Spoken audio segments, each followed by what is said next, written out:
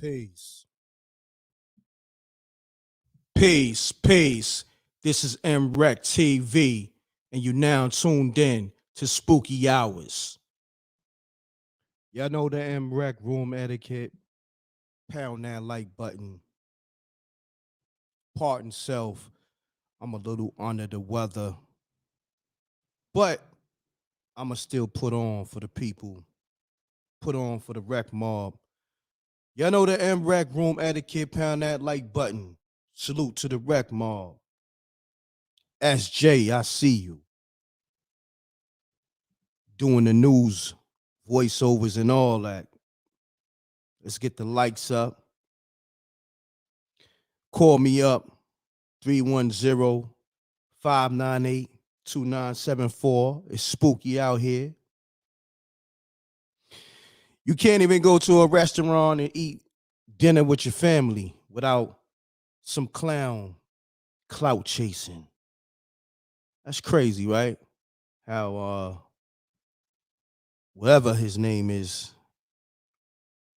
Kanye homie ran down on DL Hughley while he was eating dinner with his family.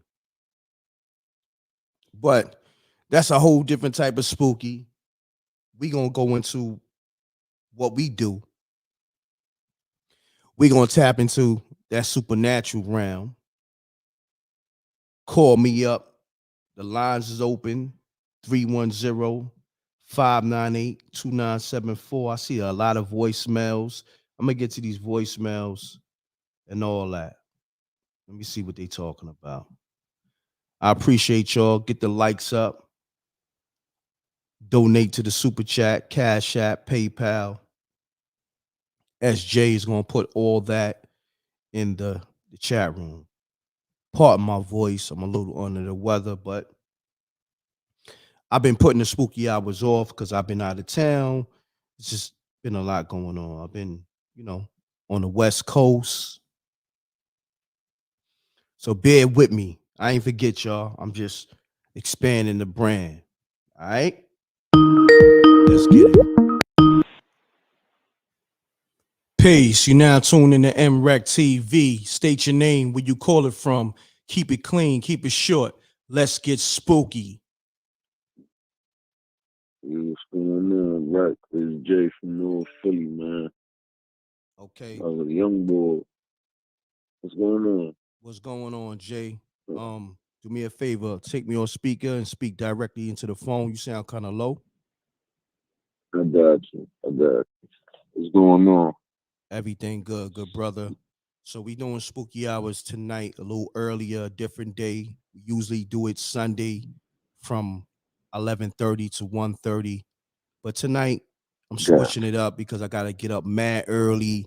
And plus, yesterday was a lot going on. I couldn't really make it to do the show yesterday, but I'm here today I making up. respect that. You know what I'm saying? Got Yes, sir. I respect that. Talk But to me. yeah, listen, Hmm. man. When I was a young boy, this is like straight up. I looked it up. Other people had the same experience, like straight up. Shadow people. When I was a young boy, I woke up like 3 in the morning. The only light from the house that was on was the bathroom light. Every other light in the house was off. Mm. So bam, I live in a house. We Puerto Ricans, right? So we was all sleeping in the same room. Me, my mom, my dad, my sister. we was, Mm-hmm. So I wake up in the middle of the night. I don't know what woke me up, but I woke up and I looked to the corner where you could see the light flashing from the bathroom to the door, and it's this shadow. It's like a figure of a man, but Mm. like it wasn't a man. It was like a shadow, like 3D though. Like it's a man standing there, but no eyes, no mouth, nothing. Wow. All Spooky. black, straight up. Look it up. All right. There's stories about the shadow people. Spooky. No doubt. Keep Yes, going. sir. Yes, sir. Keep going, King. Keep But going. you already know, man. Look, I seen that shadow person. I couldn't move. I Mm. couldn't speak. Only thing I could do was go back to sleep. And that's all I got for you coming from North Philly. Holla. No doubt. I appreciate that. Good story. My brother, that was definitely spooky. Let me hit you with the spooky again. Spooky! And Yes, thanks, sir. thanks for calling, my brother. Love the energy. Good story. Thank you. All right, you're Have a good welcome, one, King. bro. Yes, sir. Peace. Peace. What You up, now Brad? tune in to m.reck.tv. State your name, where you call it from. Keep it clean. Keep it Yeah, short. Let's get oh, spooky. shit. Peace. It's me Peace. from Baltimore. What's up, Brad? What's going on? What's up with your phone, family? You sound like you underwater. Hold What's going on? on, hold on. Hey, hey. All right, can you hear me now? I can hear you. Your joint was sounding real Fisher Pricey. You know what I mean? I got that Fisher Price, man. I can't Oh afford that man. phone, bro. Oh, no doubt, no doubt. We're gonna work with you, but you see what's going on with them Fisher Price. When you get on the m.reck TV show, this is how you know your phone's official. When you sound like Chewbacca from Star Wars, you gotta know. Yeah. And that's what you sounding like right now, my G. It's all love. I'm just gonna keep it real with you. It's all love. I'm glad you That's what's up. recognize you got the Fisher Price. You know, we having fun at m.reck TV. We ain't ever trying to, you know, make nobody feel less than. We just have fun. So don't worry about the Yeah, Fisher it's all good, Price. bro. Yeah, that's what I'm talking about. I love that energy. I love that attitude. So let us know. You got a spooky story for us tonight? Talk to me. Yeah, man. I had when I was about 8. You remember when the Night Rider show aired? Yes, sir. I think it was like 82, 83, maybe, Okay. if I'm mistaken. Remember those old furnaces when that we had like your grandmother house and the fire come up first and you like then it come on. Yes, sir. I was staying with my grandmother at the time. I think I was about 6, 7, something like that. I had a dog named Speedy, and my dog got hit by a bus. Mm. And I was crying. He was, I was on the bus stop crying and everything before my uncle, told me like me scored in the house. And I remember it was like the next day when the Night Rider aired. My cousins was over the house. Everybody rushed to the TV to see it. And when the furnace came on, my dog come running out the furnace with no head, standing up on 2 feet. Man, this is real life shit. Like I seen him like run out, run around my grandmother's pool table and start tickling my feet. Now I'm wondering like, the hell? Like, if anybody else see this, but everybody watching the show. So I'm jumping and I'm like, man, I'm thinking, my cousin are playing. I'm like, no, they ain't even bugging. Like, what the? So my dog was like playing with me, haunting me, but I seen him run out the furnace. And it scared me, but I was like, frozen. I seen it. But here's the kicker. After that night, that was the only thing happened that night. The next day I go to school. While I'm in school, I'm on my desk.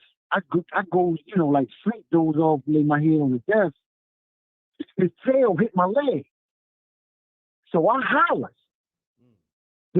So my teacher jump up like, what's wrong? Like, man, I just felt a tail hit my leg. Like, and I'm telling her my dog was just killed the other day. So they took it in perspective, like, not something wrong with me. But they took it like, well, we're going to call the zookeepers in here to catch your dog and send them back to the zoo. And I'm sitting there like, well, my dog's dead. Like, how y'all going to do that? Yeah, it was crazy, man. That was the weirdest experience ever, man. And then they let me know, like, telling me, like, yeah, we caught your dog. And, hold on, what they said? right. Yeah, hold on, what they said to you? Yeah, they telling me, like, you there? I hear you. Nah, what you said they said to you? They say, like, yeah, we caught the dog and they sent them back to the zoo. Wow. And it was over. Yeah, man, that was a crazy experience, man. But to see him running out the furnace, like, man, to this day, that, like, I think about that every day. Up until I'm 45, so that happened when I was like 6. That's nuts. And I still think about that, man. Like, that's crazy. Like, no doubt, he ran out the furnace with no head on 2 feet with his paws. Wow. Like, in the female position. You know, females hold their hand if they cooking. He had both his hands like that, and he just ran out the furnace. Man, that scares me to this day, man. That's nuts. No lies, Jack. Good story, my brother, Yeah, man. Definitely spooky. I appreciate you tapping in. Yeah, Much thanks love, for my taking the brother. call, man. Let me share my story, man. Nah, it's all love, Appreciate you. man. Just support the super chat, cash app, PayPal, whatever, man, so we can keep this thing going. I appreciate you, All family. right. All right. All right, no Salute. problem. You have a good one. That's what's All right, up, you m.reck. too. All right, peace. Um,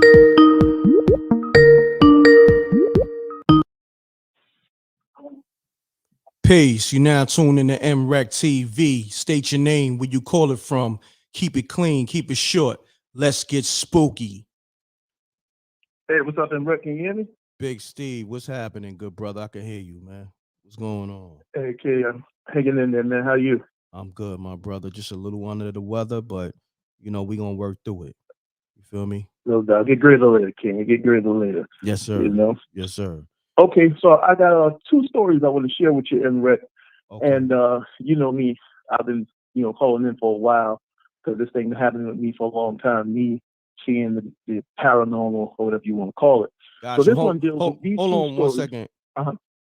I need everybody in the room. We got close to 200, and I know the alerts didn't go out. Pound that like button. Let's get the likes up so these alerts can go out. The recommendations. The like button is free. So, Big Steve, let's get back into your story, good brother. Sorry about that. Oh, okay, no problem. So one day I'm outside in Union Square in New York City, 14th Street, and this man comes to me and he says, "Yo, man, let me read your cards, the tarot or whatever." So I didn't think nothing of it. I said, "Yeah, why not?" I gave him $5. That's what he was charging. So a card came up for me, and he explained what the card meant to me, and I thought it was very, very interesting. It interests me so much that I went and got a pack of cards of my own, tarot cards, Rider Waite edition, whatever have you. So, I brought the cards home, and I also bought an accompanying book with the cards. And I started, reading the book and doing some spreads and things like that. And I started seeing some readings that amazed me. I'm like, okay, this is hitting right on time. So I did that for maybe 2-3 hours after I came in. I read the book and the cards. Now I put the cards away. I put them on the table. I have in front of me my 32-inch TV because we had just moved in here not too long ago. So I put the TV on the chair, and I'm laying on the couch in the living room. So it's the TV. It's a coffee table in between me and the TV. So the cards are on that coffee table. And m.reck, I'm looking at TV, and the daggone thing said, "Pow!" It hit the table, right? Like somebody shoved the TV. Hit more good. Wow. Okay, so now the TV sitting at from where it was, there's no way it should have fell with that force. Something pushed it hard as hell. Okay, boom. From that, I took those goddamn tarot cards and I threw them away because I said to myself, "This is happening because of those." Cool. Same night, I go to sleep. I'm woken up m.reck by this, I don't know what you want to call it, a spirit or what have you. This thing is walking around my living room. It's got on all white and it has like a blue cape, but I see it from the side. The face is all white and it looks like a bowl of milk. The face is shimmying like you throw a stone in water and the water shimmies. And it had like these little red X cuts on its face. It was all white. The eyes were black. Okay, so I saw that thing and it lasted for about maybe, I want to say 15 seconds, and it just disappeared instantly. But I got the feeling that it was something very old, very, very old and ancient, some evil. Okay, so now I always tell you my stories in regular. I'm in touch with the paranormal, right? So what I did from there is I said, you know what? Maybe because I see these things all my life, the tarot cards is my gateway. So I went back out and got another pack of tarot cards. I started working with the tarot. So now this happens. This happens about maybe 4 or 5 months later. I'm working with the cards. I'm following the instructions from the guys who write the book. They say, sleep with the cards in your bed. Put it in your pillow under your head. That way you make contact. That's what I did. So I do some readings. One day, I'm asleep. It's early in the morning. I wake up. When I wake up, I smell like these incense, very sweet smelling incense. And I can't move. I open my eyes. I'm stuck. So when I look, in front of me formed this thing. It had wings like an angel. It was brown. Now I'm looking at it and I'm stuck. I can't move. that's accompanied with the incense smell. Now, all of that went away. It disappeared. The incense smell went away. In less than a minute, it hit me again. The incense smell and this gray, this brown type of being, this angel-looking thing. I said, wow, what the hell is this? And again, I'm stuck. I can't move. So now it goes away. I get up. I go in the bathroom to brush my teeth and wash my face. All of a sudden, I'm not in the bathroom no more. I'm above a fire. I see a green tree. This thing is burning like hell, and I'm above that fire looking down. And then all of a sudden, my consciousness came back to me in the bathroom. I said, what the hell is this? I told my wife about it. I go lay back down on the couch, m.reck. All of this happens in less than 20 minutes. I go lay back down on the couch. The same brown being that I saw came from my kitchen and went out the window. Wow. It flew out the window. So I got up and I looked, and I didn't see it. Now, this happened, this is like 10, 11 o'clock in the morning. The same night, m.reck, 10 o'clock at night, 11 o'clock at night, I go look out my kitchen window. That same tree that was on fire, that joint is about 5 or 6 blocks away from me, but I'm on a high floor and I can see that. The same way I saw the fire and I was on top of it, I saw that tree burning, the smoke going up in the air. And I said to myself, you see, maybe this is why I need to be doing this type of stuff with these tarot cards, because those beings, that angel, whatever it was, showed me that this was going to happen before it happened. It took my consciousness out of the bathroom and I was hovering above that tree that was on fire. And then it happened that same very night, bro. True story, man. True story. Wow. So anybody out there doubting the paranormal and tarot cards and all that, if you decide to get involved with them, be careful, because they truly are spooky. Right? Yeah, no doubt, brother.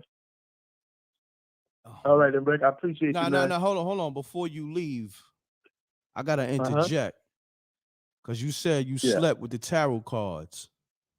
Yes. So you slept with the tarot cards underneath your pillow?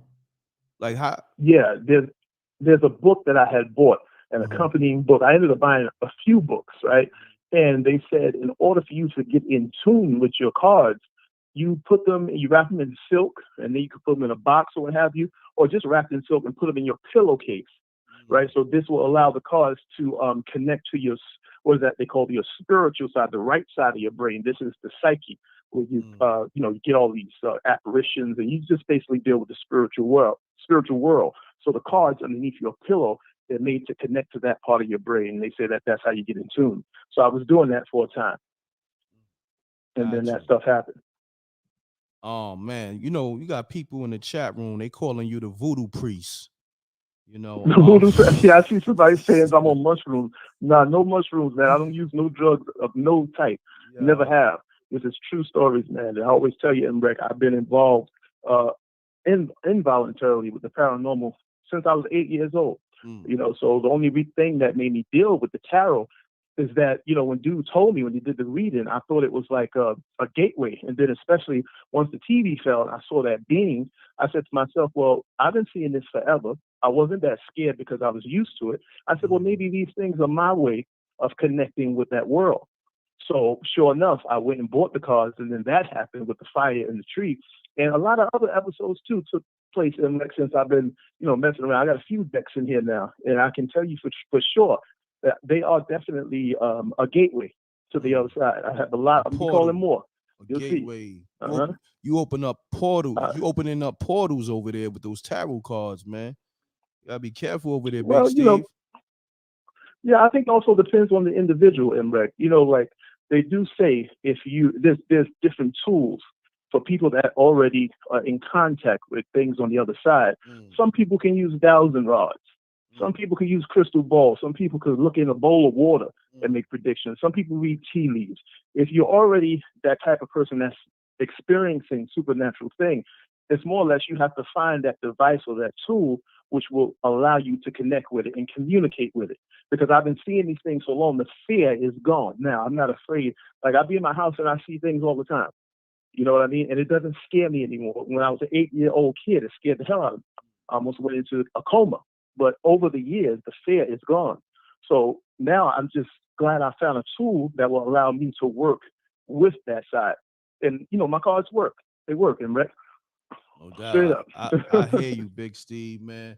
Get those No cards to doubt. work No in this doubt. Cash App, man. I need like a few $1,000. So I need you to definitely I, shuffle those tarot cards up and get that Cash App, you know what I mean, clicking. Let's yeah, get it man. No jumping. doubt. You know what I mean? You feel me? But nah, it's Yeah, all no good. doubt. Appreciate you, Big Steve. All right? You know it, man. All Appreciate right. you too, my No brother. doubt. Have a great No one. doubt, my brother. Salute. Shit, man. If y'all working those tarot cards like that, make sure y'all get this damn super chat lit and this Cash App and this PayPal lit. You know what I mean? All that other shit with the spirits and y'all being on the demon time and all that and opening up portals and I don't know what the hell is coming through those portals, but let's, you know, convert that energy into the Cash App. You feel me?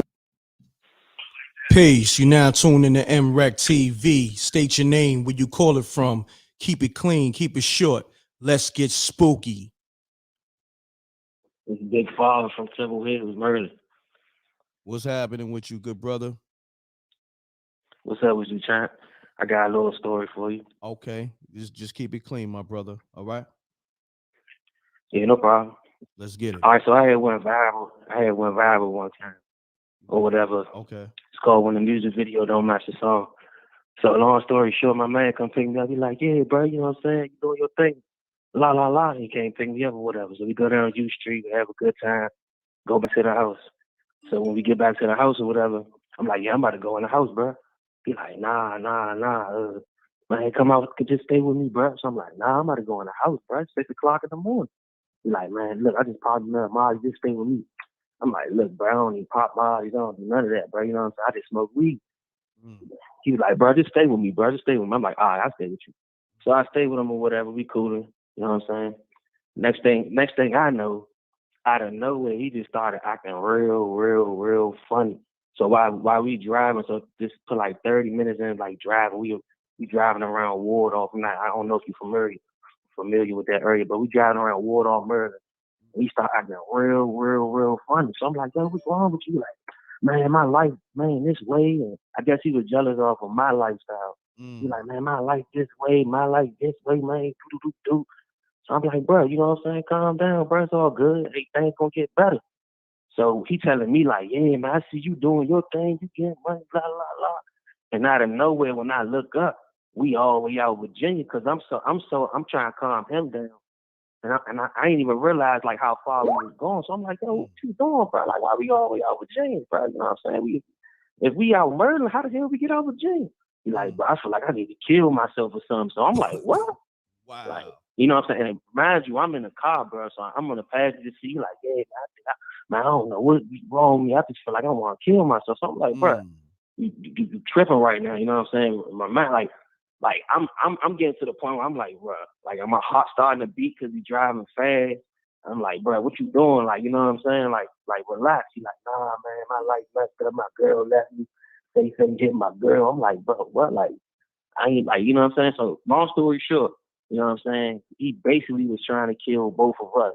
You know what I'm saying? So he basically was like, nah, man, I'm about to go out like it's nothing. So he ended up on the wrong side of the highway, just driving in between. I'm like, yeah, what the fuck did you do? Like, my bad, I ain't mean to cuss on your joint. They're like, yeah, like I'm like, what you doing? You on the wrong side of the highway and all that. So at this point, I'm getting mad because I don't let nobody play with me. I'm like, yo, you know what I'm saying? Like, bro, I'm about to like slap the shit out you, bro. Like, if you don't just like slow down, get back on the like other side of the highway, like you tripping right now, bro. Like, and you making me like mad because it's like you playing with my life, bro.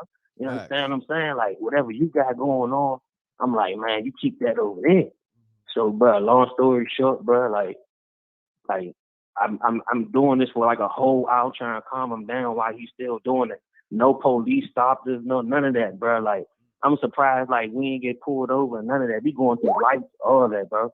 Like next thing you know what I'm saying, I end up back at my house.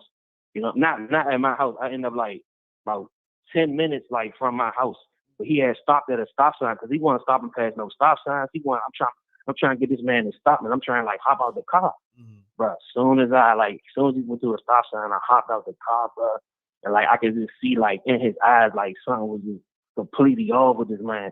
So I'm like, man, get out the car, man. I'm trying, like I was about to kill this man with my bare hands, bro. So like, long story short, bro, I've been going through that ever since. Like I got moved, like I got moved like different and all that, bro. Like, cause like where I'm at and where I'm from, bro, like so many people want to attack you because they think you up or you getting money or something. Cause you had, like, I had went viral a couple times and stuff like that.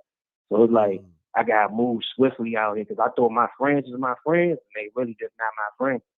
You feel what I'm saying? And I see people in the comments almost saying he lying, bro. I don't got nothing to lie about, but my name Big Father, bro. Like, you can go look that up, bro. Like, that's a fact, bro. Like, I'm dead ass serious. I'm just not the best storyteller. You hear me?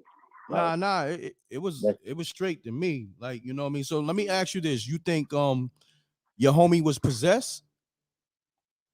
that's what at the time I'm like, I'm not thinking that. I'm just thinking like maybe Slim like something real wrong with him, but like I have no idea, bro. I can't sit right here and tell you like what was wrong with him, but like all I can say is like cuz was tripping for like an hour and a half, bro, while I'm in the car and while he's like playing with both of our lives, bro. Like he even got to like crying and all. I'm like, yo, like what the hell is wrong with you, bro? So like I got many more stories, bro, but I feel like that was one of my best stories. I just couldn't get it out right.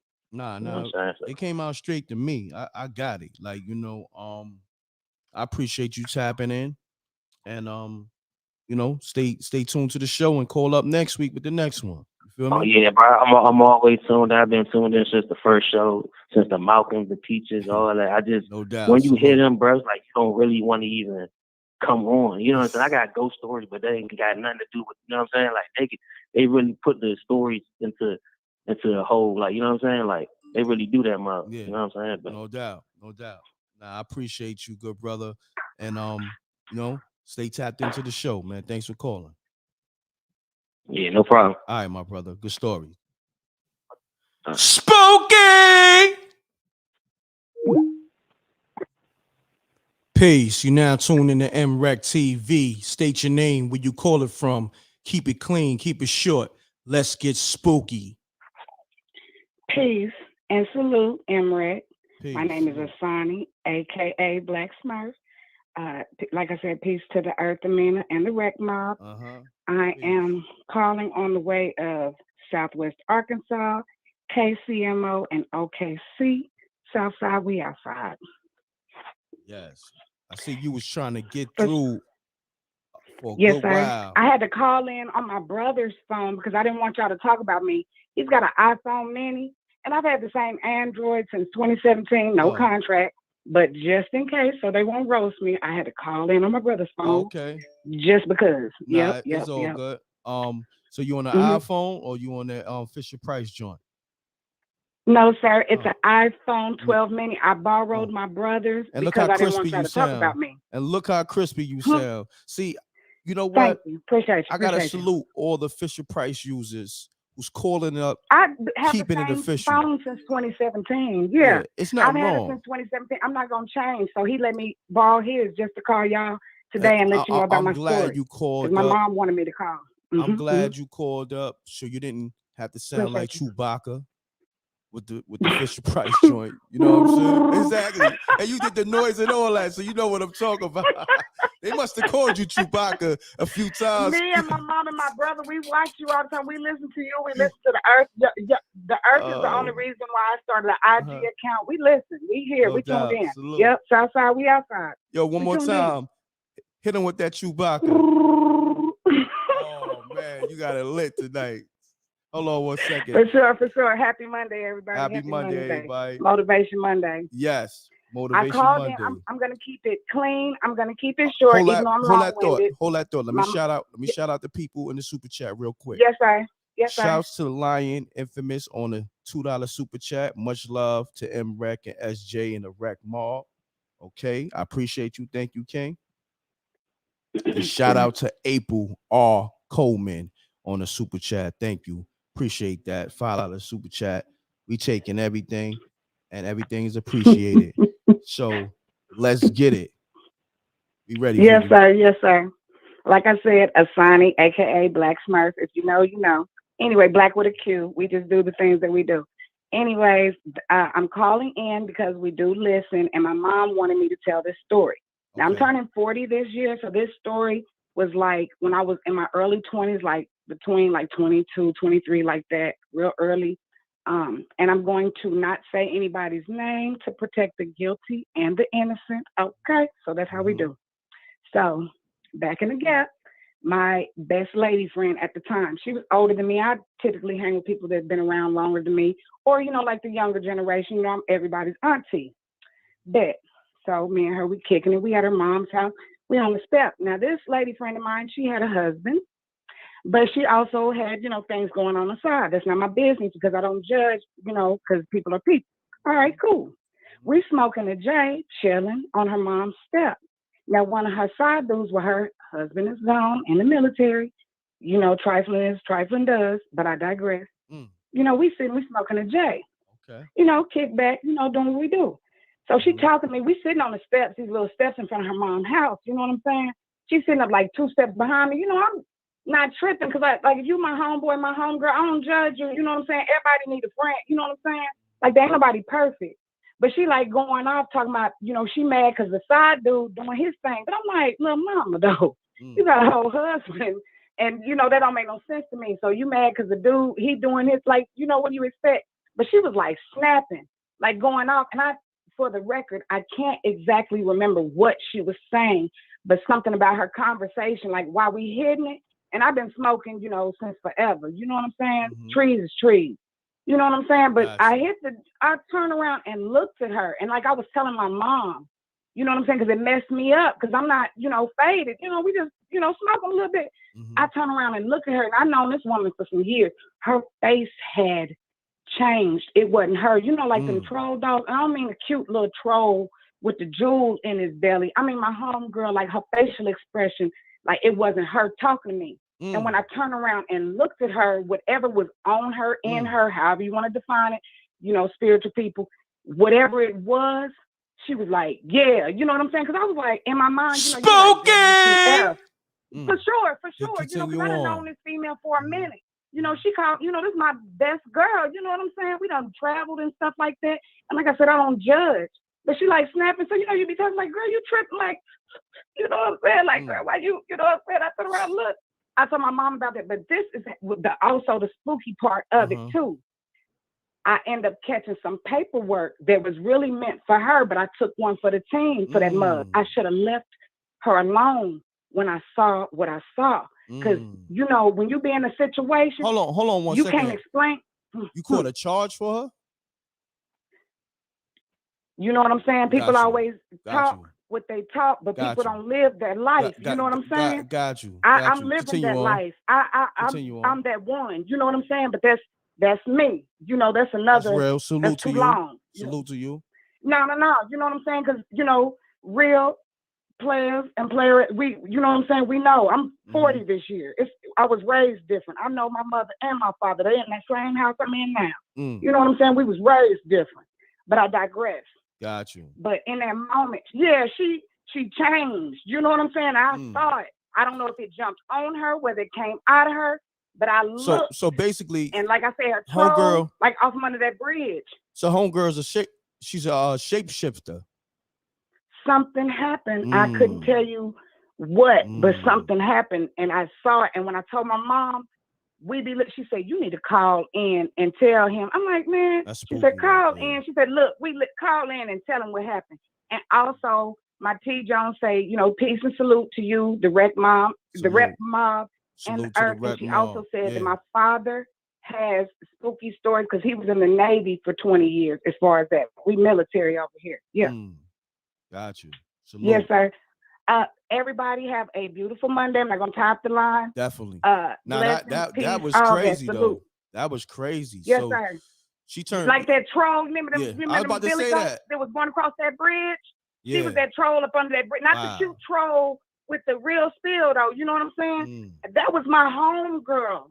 And I looked, you know, because I'm like, girl, you trip. You know, you be like, man, chill out. You know, I look. I said, oh, you know what I'm saying? I told my mom. I was like, hey. And then after then, to this day, you know what I'm saying? We still trying to get, you know what I'm saying? Still trying to get it together. I feel you. I appreciate you calling. Great story. It was definitely yes, sir. spooky. And let the Thanks, sir. people. Thanks, sir. You're welcome. Let the people know who you be again, where you're calling from. Asani, a.k.a. Black Smurf. If you know, then you know, and that's all there's to say. Mm-hmm. Peace. Thanks for calling. Peace. Good story. Wow. Said a homegirl turned into a troll. Crazy. This is Spooky Hours. We doing it on a Monday. We started at about 8:08. We're gonna rock out to like 10, maybe 10:30. Pound the like button. Shouts to Ronald Clay on the super chat. He says the weather has been spooky lately. 1 minute is nice. In the blink of an eye, it's raining or snowing. Facts. It's definitely spooky out here. I know my voice sounds a little spooky, but I'm a little bit under the weather. I'm fighting through it. You know I miss doing spooky hours for like 2 weeks. I made it up today. It would have been 3 weeks yesterday, but I let people know that I was doing it today. Let's get it. Peace. You now tune in to m.reck TV. State your name, where you call it from. Keep it clean, keep it short. Let's get spooky. Yo, what? What's happening with you, good brother? Do me a favor, talk directly into the phone. You sound real low. All right, can you hear me now? Yeah, much better, much better. All right, I'm Odie from Florida. OD, shouts to the whole Florida. So OD, man, talk to me. You got a spooky story for us tonight? Yeah, out here in Florida, there's a lot of UFOs. Hold on 1 second. Pound that like button, y'all. We got almost 400 people in the room. We need those likes to go up. We need those likes to go up for the recommendations to go up, for the algorithm to pick up this video. Get those likes up, and let's get it, y'all. Appreciate y'all. Hit up the super chat, Cash App, PayPal. Let's get it. This is Spooky Hours, the livest show, and you got the livest host, m.reck for m.reck TV. Shout out to SJ. She's the moderator of the room, and she also covers the m.reck TV news. Let's get it. Talk to me. Yeah, man. I hit the like button already. I already shared. I sent the link on my Twitter, so people on my Twitter are looking at it. Thank you, King. I sent some links to my family so they can check out the channel. I appreciate that. Thank you. So let's do this, King. Yeah. Let's get back to those UFOs. Let's get back to those UFOs. Yeah, over here, there's this place called Daytona. I know you heard about it. Daytona, Daytona yes, Beach. Sir. Yes, sir. Well, I hear, you know what? Daytona Beach is on the Atlantic Ocean side. And you know what else is on this side? The Bermuda Triangle. Spooky. Yeah, it's on the Atlantic Ocean side. Hold on 1 second. Spooky. Let's get to it, because that Bermuda Triangle is hella spooky. Let's get it. So when I've been to Daytona Beach at night, this was back like in 2013, probably. I haven't been in a minute. But I was with some homies, and we were just chilling. We were getting high and looking up at the sky. And you just see these lights just, zip zapping all over the sky, just boom, boom, just everywhere. And there was no shooting stars, there was no helicopters, no aliens. They were just like up and down, like zigzagging all over the sky. And yeah, that was just one time with the homies, and we went back again, like maybe a few months later with other friends, and we were all laying there, and we told one of my friends, "Hey man, look, there's UFOs up there," and he didn't believe it. He's like, "You guys are playing." And he looked up and he saw them. He saw all the UFOs zigzagging and everywhere. It just spooky, man. Wow, that's crazy. And not just that. One time, it wasn't at Daytona, but it was here in Florida as well. I was with some homies. We were, drinking, smoking. We were probably like 6 of us, and there was probably like 4 like looking towards us, and it was just me and some other dude. We were just standing next to each other. Everybody was just having their own combos, and out of nowhere in the sky, you just see this flash come out of nowhere from the darkness of the sky, just pop up and do an arc like a rainbow arc. It did an arc. It lit up. It did an arc with the light, and then it turned off again once it reached the end of that arc. So it lit up, turned on, did the arc, and then lit back up, and it was gone. We both backed up like, whoa, like that Rick Ross gunplay meme when they're backing up and stuff. Mm-hmm. Yeah, that's how we acted that day, man. But that was crazy. That's crazy, man. I'm glad you called in, man. If you can, next time you come across those UFOs, try to get some videos or some pictures, you know what I mean? And we could put it on the screen while you're talking about it. But I appreciate you tapping in. It's always been hard to capture them. It's always like that moment. You just, it's not ready for them. Out of nowhere, they pop up. No doubt. I got you. But I appreciate you calling, OD. All right? Yeah, man. I'm gonna keep calling later on another day for more stories. I got a lot of stories to tell, man. Not a problem, my brother. Appreciate you. All right? Have a good night, Rack. All right, have a good one, my brother. You too. Thanks. Peace. Be live. Let me get to the missed callers. This is my man right here, DJ Incredible. DJ Incredible, pick up the phone. Let's get it.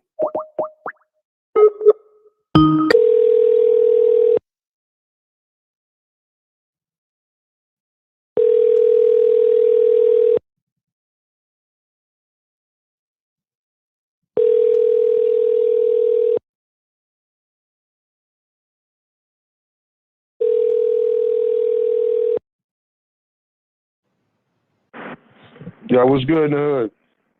Peace. Peace. Live on m.reck.tv, DJ Incredible. What's going on, my G? What's good? What's good, man? What's good, man? I was listening to some of these people, man. You know what I'm saying? Mm-hmm. Yo, this thing spooky tonight, man. Got me shaking in my freaking boots over here. Hey,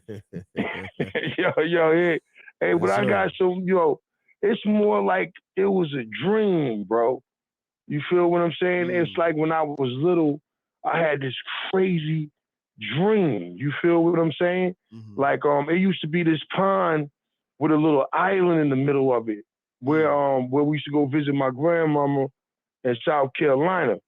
And because we was from Connecticut. So when we went down there, we was little, little country dudes who always be chilling with us every summer. We go down there. So we used to go around it, but it had rumor that little pond had snakes. It was like snake infested, right? So in the dream, so I never really jumped in it before. But in the dream, it was like, yo, we was all together. You know what I'm saying? You know how you run, and then you cannonball, you grab your knees and fall in there. Mm-hmm. So it was like in a dream, I ran, woo, woo, woo, woo, and the cannonball fell in there, right? I went underwater, and I looked around, right? Instead of a big snake, it was a big piece of shit. Excuse my language. It was a big piece of dookie, man. And I'm like, yo, I looked, and then it was a baby piece of dookie. And the baby dookie was following me. I'm like, what the? I was swimming. And then the baby dookie said, mama. I'm like, I'm not your mama, nigga. I'm like, yo, that's your mama. I jumped out the one. I'm like, yo, don't get in there, man. There's big dookies in there. So I'm running away, yo. In the dream, I'm running. I was scared. I'm like, yo, it's dookies in there. Don't ride, don't go in there. And people were still jumping in there. You heard what I say, man? I woke up in a sweat, bro. I'm dead serious, man. That shit was crazy. That's crazy. That was crazy, boy. I'm telling you. Crazy for that one, man. That was different. Hey, yo. That was spooky. It was like Attack. Yeah, it was like Attack of the Killer Dookies, man. Yo. Straight up. Yo. Word up. Yo, Incredible. Yo, you wild for that one. Yeah, I know you called up trolling. I'm gonna let you ride out with that one. Because the last live that I did with the Outpost joint, you and the other homie, y'all was going in on each other. So I'm gonna let you. Hey, yo. I'm gonna let you troll. Hey, yo, I wanted to go in on old boy too, man. The Stephen King one. They had that long story. I ain't want, but you said spooky hour, so I wanted to keep it spooky, man. I ain't want to come in and disrupt what you got already going. But old boy, he was on that Dean Koontz, Stephen King, John Grisham, boy. He just kept going, baby. The story just added. I'm like, well, you got photographic memory, ain't it? Yo, you crazy. Yeah. Crazy. Word up, yo. I got my But brother. listen, but yo, hold on 1 second. I got my brother from Forgotten Kings TV 2.0 in here. My brother Rip.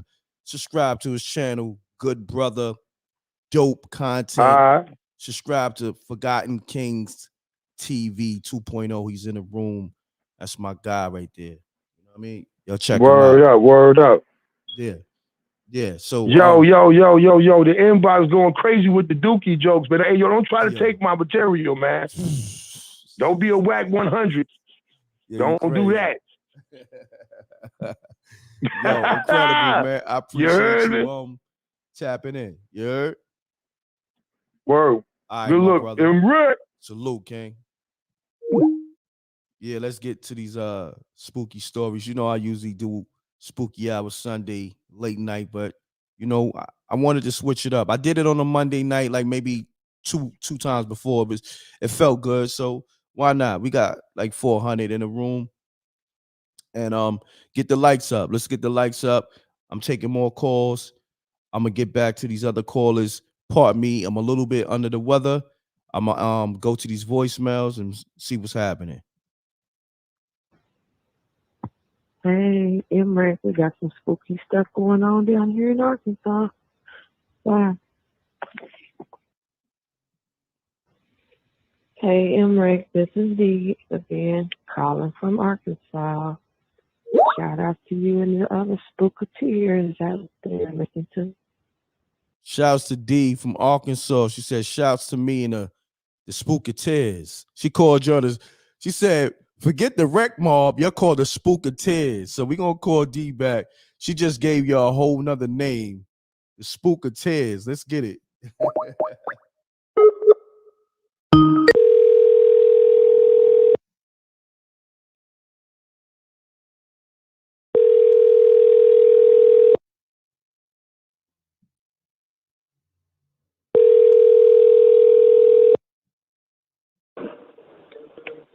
Hello.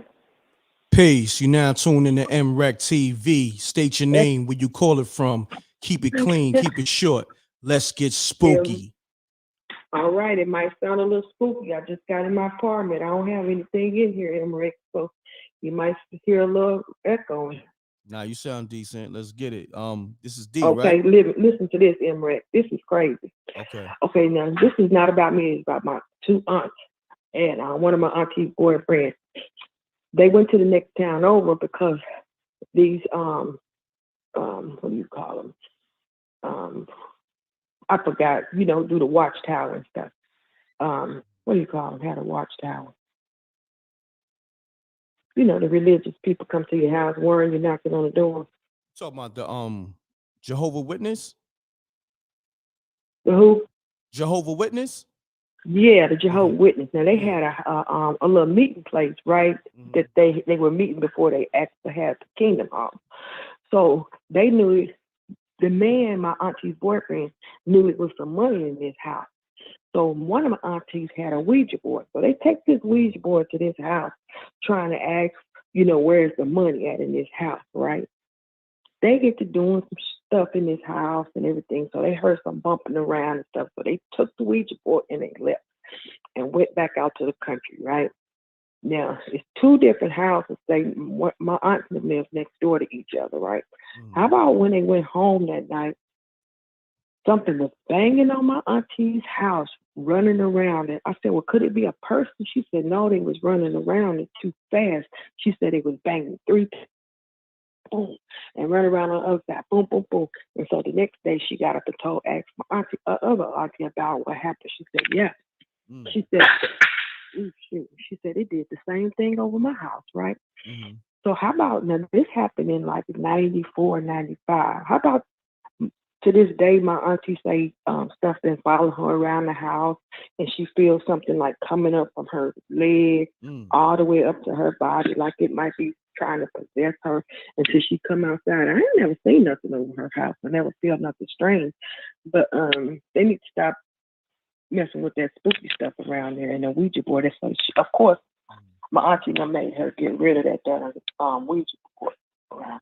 Got you. Real quick, somebody wants you to start the story again because for some reason you say you in your car, but it sounded like something dropped, and I don't Oh, know. it did. What was that? It did. Something did drop in my house, in my apartment here. So hold on, you But in the yeah, what car or you happened? or the apartment? Uh-huh. I'm lost. Which one is it? Because you just said you was in your car. So did you get out your car Oh and no, walk into the apartment? I'm in my apartment, Okay, but got you. something dropped on the floor. Yeah, I figured that because that didn't sound like no car. It sounded like you was in a apartment or a home and something dropped. So definitely if you Let me see. could I thought I had a start quick over. one too. Yeah, start over or give us another one real quick. Okay.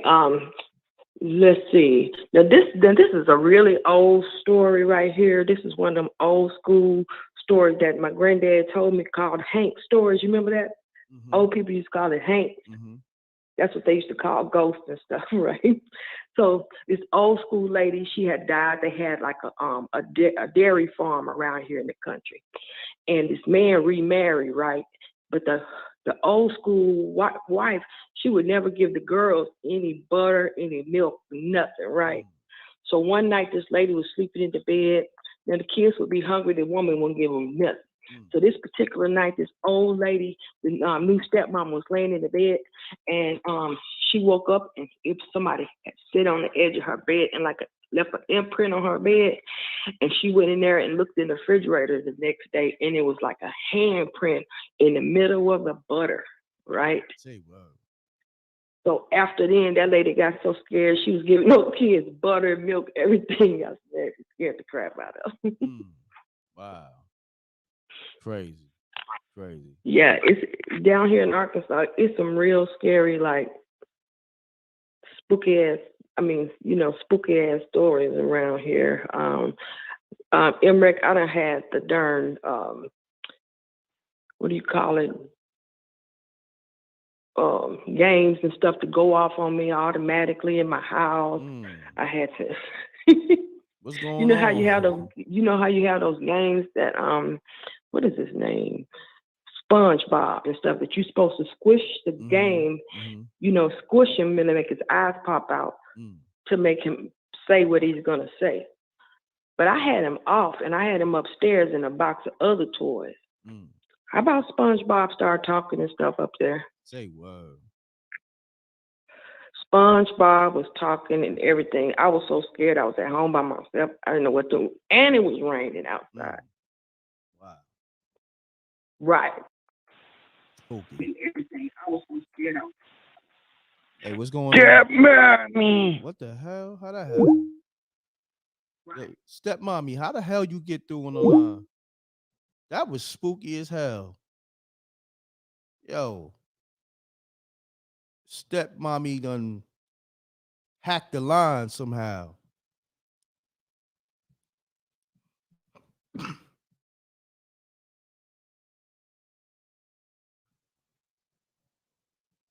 That was crazy, right?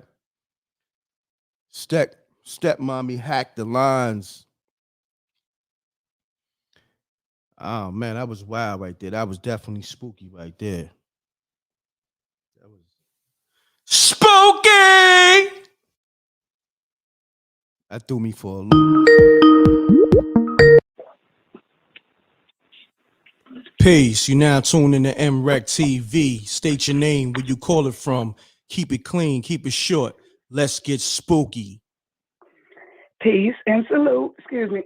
m.reck, my sinuses are messing with me. This is Asani, a.k.a. Black Smurf again. What's I happening? had to call back because we are representing Southwest Arkansas and we refuse. KCMO, OKC. I got another story. It's one from my father when he was in the military. Excuse me, you all, if I don't have enough details. I was younger when this occurred. My father, he was in the military. We were either in Georgia or Florida. When he retired, he was like an E4, E5, E6, something he had been in for a minute. There was a situation that occurred with a couple of the sailors that was up under him. We're not using anybody's name. We protecting the innocent and the guilty. Do your own research. These fellas, he had to go get them. He didn't know what was going on. I can't remember if it was 2 guys or 3 guys, but he had to go get them separately. He didn't know what was going on when he had to go get them because, they just sent him in as I don't want to say upperclassman, but as a senior officer to go in and get these individuals for questioning of some sort, not knowing. Come to find out, these fellas had dismembered somebody. They put the man's torso and I think his head in like one state and put his arms and let all his limbs somewhere else. This was more than, I don't know how many years ago, because like I said, I'm 40 and I was younger. I'd have to get the details from my father, but we're not going out like that. You know what I'm saying? Like I said, my dad had to go get these fellas and take them back for like questioning whatever it was. He wasn't told. He was just told to go get so-and-so. So he go get so-and-so, whoop-de-damn, you know what I'm saying? He, senior officer, hey, whoop-de-damn, just standing. These fellas had dismembered somebody. Wow. And that he didn't know when he went to guess, they had chopped that man up. And I don't remember whether the other individual was a military individual, but like I said, it happened in like Georgia or Florida. We was on the coast then. And I was a young girl, like in grade school. But I remember that story. My mom, you know what I'm saying? It was somewhere along the East Coast. They dismembered that man. They was military. Yes, sir. We had to come back. We couldn't go. We couldn't go. We couldn't go like that. Crazy. That's all. I'll let the lines flow like they do. Y'all do what y'all do. I appreciate you tapping in. Yes, sir. Peace. Right, peace.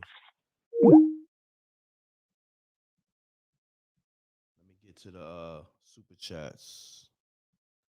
Shouts to my man from Shut 'Em Down Radio with the super sticker, $5 super sticker. Thank you, King. Pardon self, this is Spooky Hours, and this is the Monday night Spooky Hours special. And I'm your host, m.reck. I'm a little under the weather, pardon self. And I've been drinking green tea with honey and orange juice and you know what I mean? But sometimes you gotta let your natural white and blood cells fight off, whatever sickness it is too. You know what I mean? You always gotta remember that's what your immune system is for, to fight off, any germs and sickness. You know what I mean? So, I do things the natural way, drink, a lot of water, orange juice, tea. But at the end of the day, you got to let your immune system kick in and get busy.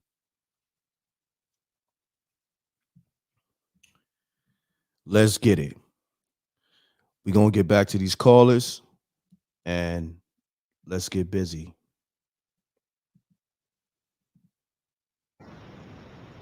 Yeah, this is Red from Florida, Tallahassee, Florida. I got one spooky story. He definitely got a spooky story. I know he got a spooky story because he sounds spooky on that damn spooky Fisher Price phone. So I'm going to call him back, but hopefully he don't sound as spooky as that voicemail. Let's get it.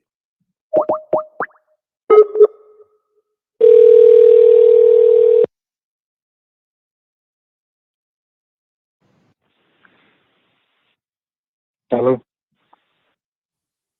Peace. You now tune in to mrecktv. State your name, where you call it from. Keep it clean, keep it short. Let's get spooky. What up, Red?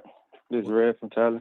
What's going on, good brother? Your phone sounds so much better because on a voicemail, you sound as spooky as hell, my G. I ain't gonna hold you.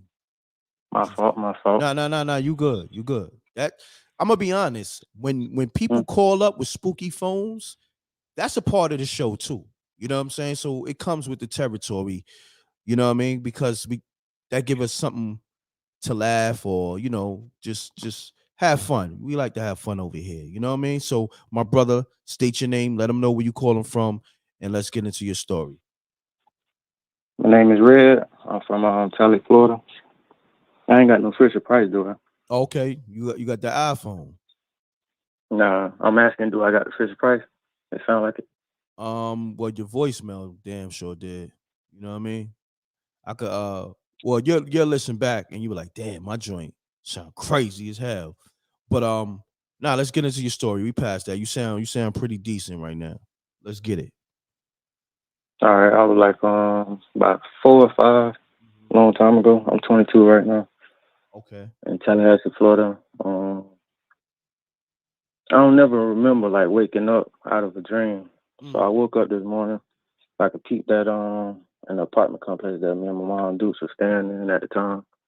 It was like real dark, and I say about 8 o'clock, 7 o'clock in the morning, but it was like dark, like like a dark orange or a dark red. So I woke up, touched the floor. The floor was colder than usual. My normal routine back then was like wake up early, grab some snacks, and go watch TV or whatever. But when I touched that floor was too cold. So I continued walking past the hall, like down the hallway, and to my right, you can go into the living room. But when I looked into the living room, it was so goddamn dark. Like I couldn't hardly see anything. So I continued straight all the way down to the hallway where my mom Dukes. That's her room. So I go all the way in there. As I'm like climbing up on her bed, it was like I turned around and there was like this tall figure like standing at her doorway, like a black gown, black hoodie, got a long staff, and a curved edge sword at the top. So I ain't hear it creep up on me either. So I just ran up and got up under the sheets. And before I got under the sheets, I seen that it was started gliding towards me. So I threw the sheets over my head. My dude still knocked out. So I'm like in crisscross applesauce, like head down, cover my eyes and stuff. Stayed there about 5 minutes. So when I took the sheets off, it was gone. And like literally, Mondoose woke up right after that. She's like, "You good?" Yeah, I'm good. But yeah, that's my spooky story. I appreciate you calling, man. You know? Okay. Yes, Thank sir. you. Yes, sir. All right. Peace. Shouts to the homie. You could tell that it took a lot of confidence for him to just call up. So, I'ma just let him rock out. You know what I mean? Salute to him for calling up, getting that off his chest. You could tell he wanted to get that off his chest. But let's get back to it, how we do over here at Spooky Hours. Let me get to these voicemails, missed calls, and everything else. All right? No, I know who that is. We're not doing that. All right. Let's try this one right here.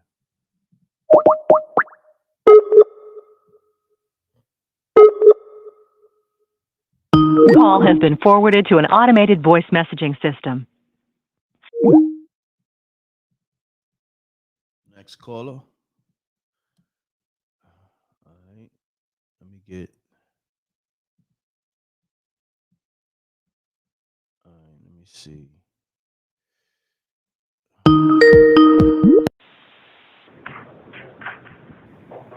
Peace. You now tuned in to m.reck TV. State your name, where you call it from.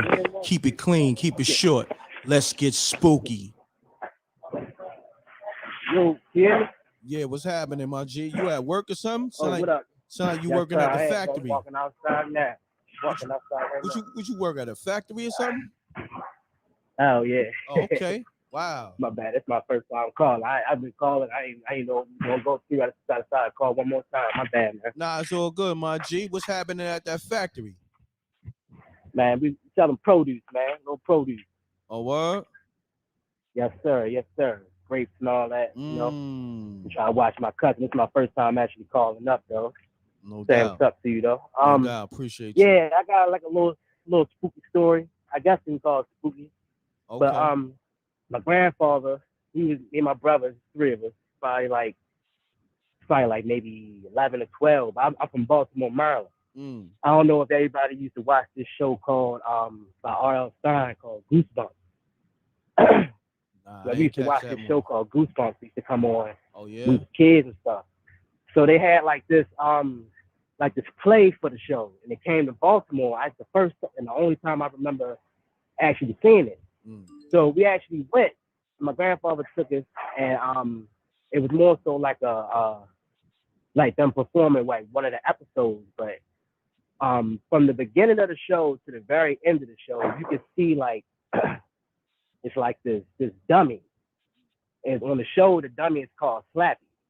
So you can see him on the stage the entire time. Now, mind you, we didn't know that this dummy was actually like a little, like a person inside of it, like that was actually moving around on the stage and stuff. Cause like in between every like little like intermission, the dummy would get up and move, and every time they would come back, the dummy would be somewhere else. So we sitting and we ain't paying no mind. As soon as the intermission come in, my brother tapped me on the shoulder like, "Look, you about to move." So this one particular time he didn't move. So it went out of our mind. We didn't think about it again. So the show goes on. It probably like breaks up like maybe like 3 or 4 times, like intermissions in between, like 3 or 4 times. So this one particular last time, some people I guess was like, I don't want to say they got bored of it, but like I said, it was mainly for kids. It was adults there too, but mainly for kids. So I guess like it got kind of late for them, so they kind of like moved. So as they was moving, me and my brother was like, let's move up. So we move up or whatever, go to like the first row, and we can already tell it's about to get in the show. The snack stands and everything's closing up and everything. And we like sitting like maybe in like the third row or whatever. And there's another intermission coming on, the lights go out. Now, all of us, as soon as the lights go off, all three, including me and my brothers, we looking at the stage, looking at this dummy. And this dummy does not move. The lights go out, the dummy is gone, like when it flashes back on. So we looking around on the stage to see where the dummy is at. Nobody pays the dummy no mind at all. But so we asking the people and stuff, because you can actually buy the doll, like the dummy doll or whatever that they were selling. So we asked them to do as far as, what happened to the dummy. Everybody in the show is like, what dummy are you talking about? So I know I'm not. I know we're not crazy. So it is like before video cameras and all that stuff. So when we was actually like, we was there so long that we could actually like see some of the people that were in the makeup and stuff. So as they was coming out, we don't know none of these people. They're not like big name actors or actresses or nothing like that. So we asked them like, where's the dummy that was on the stage? Slappy, where's the dummy? And they're looking at us like we're crazy. Like we're really crazy or whatever. My grandfather, he was like, I seen him in the first couple times, but I didn't see him no more after. So I'm like, yo, we sitting there looking at the whole thing is like to be, just whatever, just throwing it in the back of our mind or whatever. But we get home, and me and my brothers, we talking about it and stuff amongst each other, and we was telling my mother how everything went and everything, and it's how do I put it? My mother, she's not really into that type of stuff, but it's like we already had like these, like the books, the movies, the doll. We already had that stuff. And we had like from the actual episode, because she used to buy the stuff for us. We had this actual episode, and it was like the Slappy dummy was in like this it's like a little coffin suitcase, and we had one, but it wasn't attached. It was attached to the actual thing that it was like the casing that it was in. So it was like it couldn't move. But we go to bed. We all slept in the same room. We was younger. We go to bed, and I'm thinking it's one of my brothers actually playing with it, but it's like a button that you can push, and it'll pop it, it'll like sit up in like the little coffin it was in, and it'll start laughing. Man, the thing had no batteries in it, and it only did it once. And all my brothers woke up and seen the same thing that I seen, and we sat and we talked and laughed about it for the first couple minutes, but none of us went back to sleep at all. So the toy that we actually had, that morning, me and my youngest brother, we go over to the toy and we start like trying to like pull at it to see if it'll come out, to the point where we ripped it. Like the clothes that was around like the doll or whatever, we ripped it off. And it was like hold on. The bottom part was hold on, my G. Yeah. Y'all was ripping clothes off dummies? Nah, it's like a dummy, but it's like the prop toy from the show. So it was like the dummy was attached to the whole like casing of where the dummy sat at, because it wasn't supposed to come out. But the part where like we didn't start ripping clothes off, we tried to take the dummy, like pull it up to see if the batteries was in there. The whole time we was looking at the wrong part where the batteries was. But the whole time there was no batteries in it. There was no batteries in there at all. So we're like, as we trying to see like what the hell could have made this thing like pop up and last the way it did, we was trying to like pull to see what was under it. But it's like it was only like the leg part of it was actually attached to the casing. So the only like the cushion and the clothing that was around the dummy was the part that we pulled out. So when we pulled it out, it was just the torso and the head and the arm. It was nothing else. I don't remember us ever like putting batteries in it when we started playing with it when we first got it.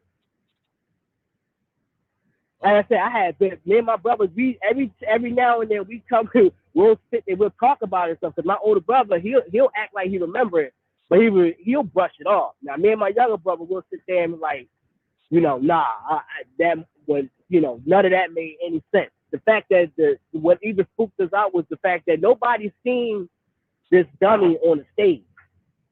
This actual dummy on the stage. But then we just thought it was a part of the show. We didn't know what to think of it. I was just thinking like, when he come back, he's going to go somewhere else on the stage and he's going to sit there until the next intermission. And when the intermission goes up, he's going to move again. Nah, after the third or fourth time, he just sat there. And then the lights went out and then he was gone. Straight up gone. I don't even watch Goosebumps now because of that. I just used to try to get my stepkids and get in and watch it, with me and stuff like that, because it was a cool show growing up. But ever since then, I can't even bring myself to even look at the show.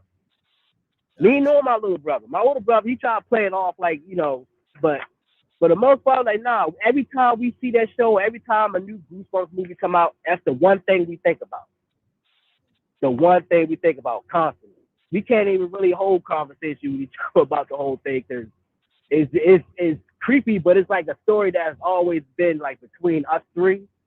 So it was like it's just crazy. Like every time I think about it, or the show comes on, or a movie comes out for Goosebumps, come out with Jack Black as the star, or whatever. But man, that whole thing, I don't like ventriloquist dummies anyway. I don't like how they look and all that stuff, but that one thing, it was like just the fact that there was a toy and it did that. Like I wasn't like the only one in that room. Both my brothers was in that room too. I think my oldest brother is probably listening to the show right now though. But I was just on the phone when I'm gonna try to call in before I clocked in, but I called 3 times. I didn't get through, so. But yeah, I called this last time. I was hoping. The lines be lit, pardon self, but I'm glad you got through. Yes, sir. You got your story Yes, off. Sir. You know what I mean? And yes, sir. Hopefully you'll put the clothes back on the dummy. You know what I mean? No, hell, I threw that damn thing away, man. I ain't know what to think of that. I ain't used to that. This is Baltimore City. I mean, you see the worst out here, but you ain't never seen nothing like that. Heard nothing like that. No doubt. I appreciate you tapping in, my brother. Thank you. Y'all be safe, man. Enjoy y'all night, man. You too. Salute. Man, I mean, I don't know what y'all got from the story. All I got that they molested a damn dummy. Like, I don't know what else to say. You dig what I'm saying? Like, they took the clothes off the dummy. I don't know, man. Let me know if I'm bugging. You know what I mean? The dummy somewhere with his clothes ripped off. The dummy got molested. That's fucked up. But let's get it. Pound the like button.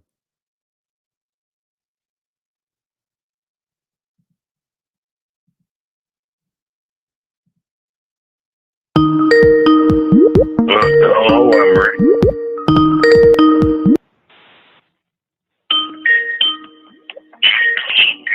Mute your audio. Yo. Mute your audio, please. Yo, you can hear me? Peace. You now tuned in to m.reck TV. State your name, where you call it from. Keep it clean, keep it short. Let's get spooky. Mute your audio, fam, please. All right, no problem. You better now? There you go. Yes, sir. Word is born, man. My name is Jay, man. I'm from Bridgeport, Connecticut, B.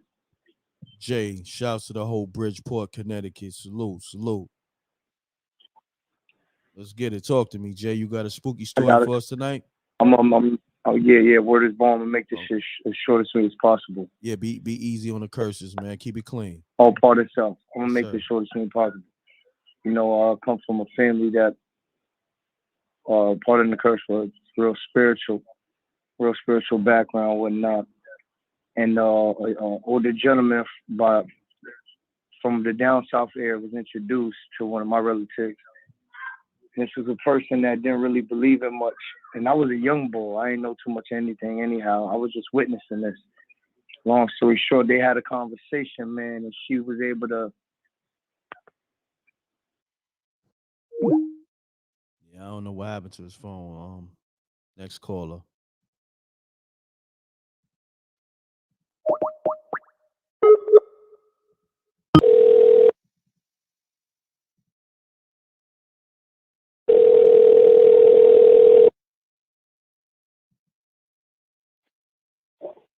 Hey, what's up, m.reck? What's going on, Steve? You call?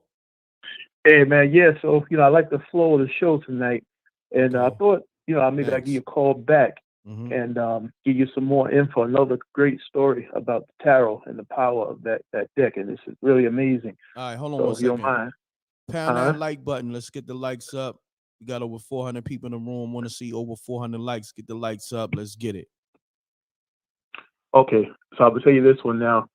This happened with the second tarot deck that I bought. It's called the Rider-Waite-Smith Tarot Deck. And there's a card in that deck. I really don't know if I should mention the name of it, but it has some very strange imagery to it. Okay, I'll tell you. It's the Nine of Swords, right? If you look at the Nine of Swords, you look at that card, it's 9 swords. And these swords they're stabbing this individual while he's on the ground. He's got 9 swords going through his body, and he's laying there lifeless, right? And the scenery the sky is dark, and then it gets lighter, and the bottom is yellow. Okay, so again, I had the tarot deck in my pillow, and I'm sleeping on it. And I had a dream, m.reck. And in the dream, this 9 of Swords card appeared to me in my dream.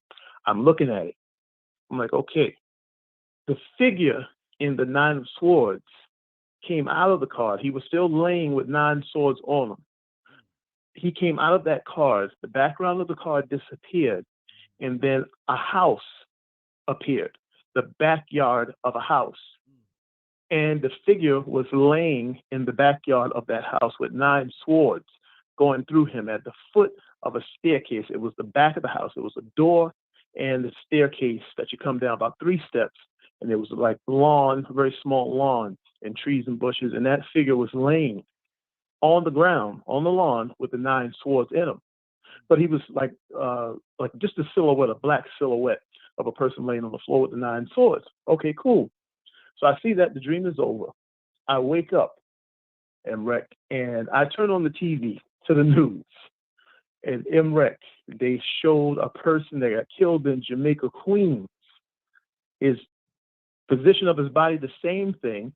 The house that I saw in the dream was the same house that this person's body was at. The same back door, the same 3 steps, the same lawn and trees, bushes, all the same. I woke up in about maybe 20 minutes, half hour later, the news came on and they showed that place where the person's body was. They said he got found murdered there that night, that very night. Wow. That's a fact, bro. That's the 9 of Swords. Anybody know anything about the tarot? It's a very powerful thing. And you saw this in the tarot cards? Yes. Wow. Yes. Yeah. Because I always wondered about that card. Like, if you read the books to the 9 of Swords, some people say it means loss, ruin, bad luck. But then you'll have other people that'll say also it means death. So there's 2 different schools of thought. But I think Spirit showed me that. So let me know that when you see this card, the meaning of death also applies to it. outside of the death cards that we know about. But when you see this card, now you know from personal experience that it can mean death, because that silhouette, that person laying on that card, m.reck, in my dream, he came out of there. The background disappeared, and he was placed in the backyard of a house. I saw the house, the back door, the stairs, the 3 stairs, the grass, the trees, the bushes. And when I woke up and I look at the news thing, same scenery, the same house, same everything was on the news, and the person was laid out there, got killed in Jamaica, Queens. That's a fact. That's crazy. That's a fact. Yeah, man. Wow. So I just wanted to share that with the people, man. Don't be afraid to get in touch with you if you're going through it. Definitely No doubt, man. All right, man. You over there doing the devil's work with those tarot cards, man. Be careful, man. You know what I mean? wouldn't say it's the devil's work, m.reck. I really used to think that too before I understood. But you got to come into, it's when you come into your understanding. You know what I mean? That's basically all it is. Gotcha, my brother. No doubt, bro. I'm gonna leave the tarot cards up to you. I'm not shuffling the deck of the tarot cards. You heard? You feel me? I hear you. I appreciate you, my you brother. calling. Hey, All right, if it ain't Big for you, Steve, don't mess with it, man. That's you it. already know. All right, peace. All right, my brother. Peace and love. Yeah, man. I'm not shuffling in the deck of the tarot cards. I'm gonna leave that up to Big Steve.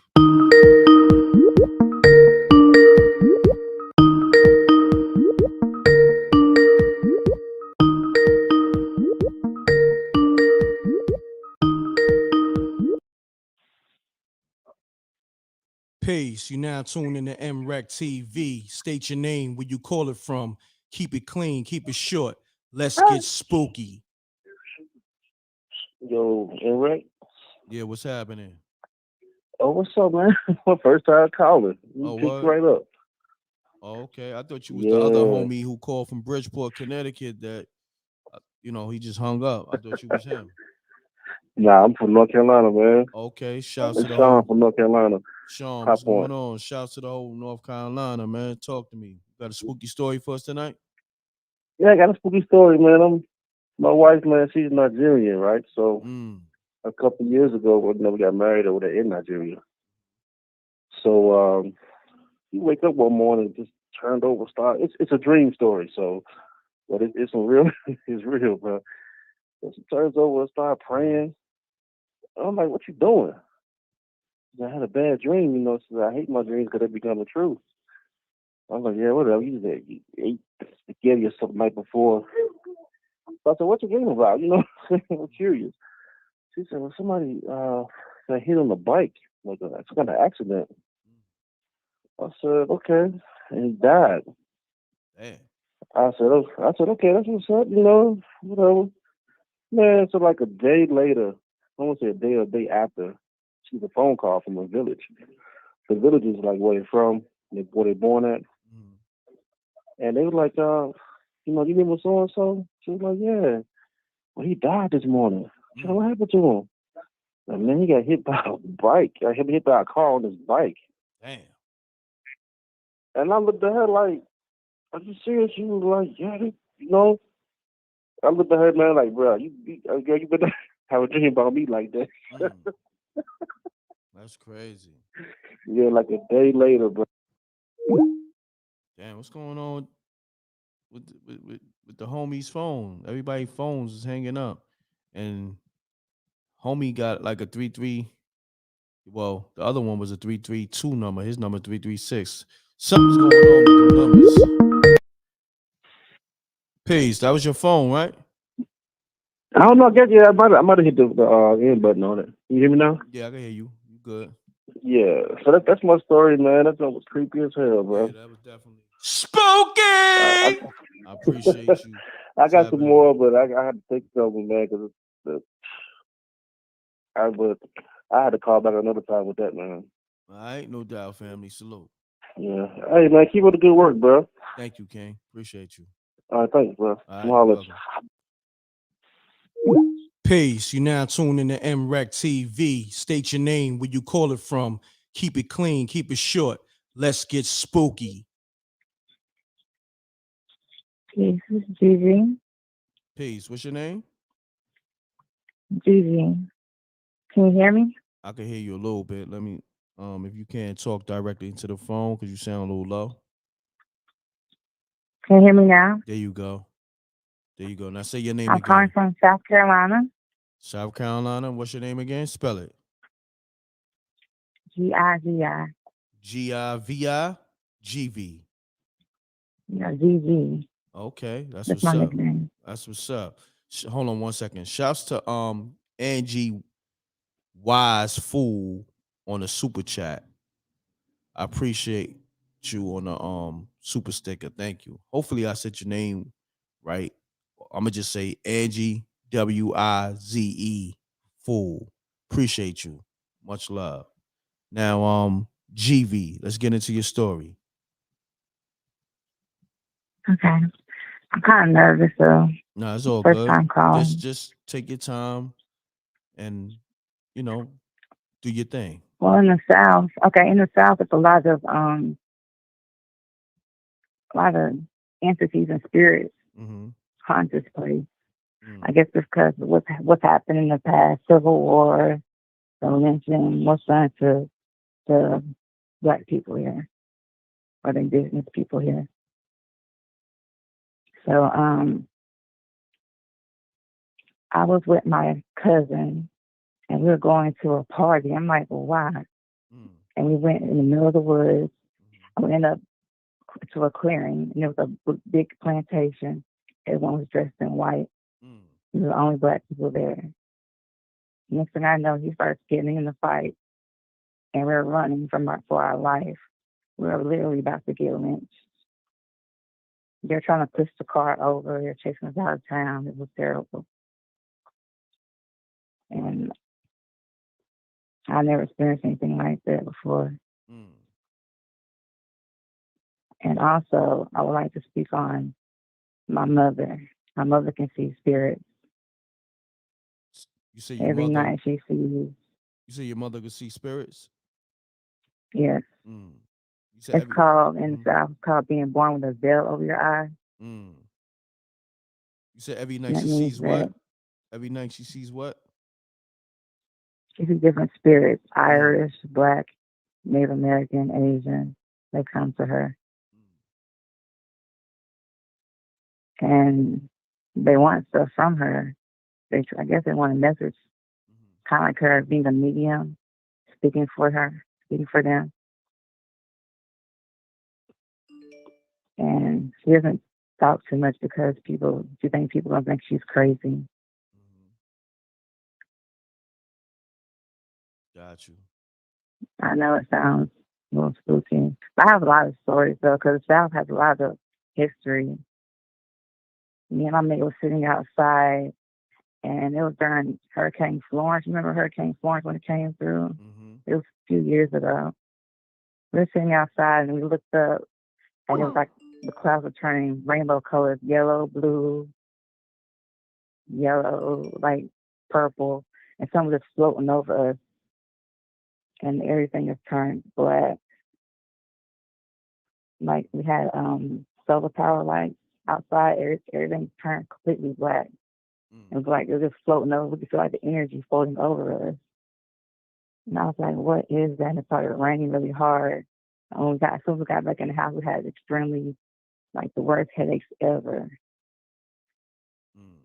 that we ever had. And I've also seen UFO sightings. I've seen orbs.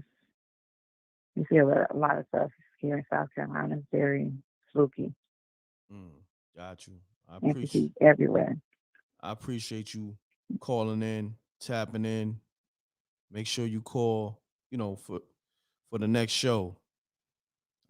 Is this your first time tuning into the channel as well, or you've been tuned in? I mean, I watch your channel all the time. I just never really spoke about it because I've just now had the courage to actually call in and I've listened, and I've experienced a lot of things my family has, and I have myself as well.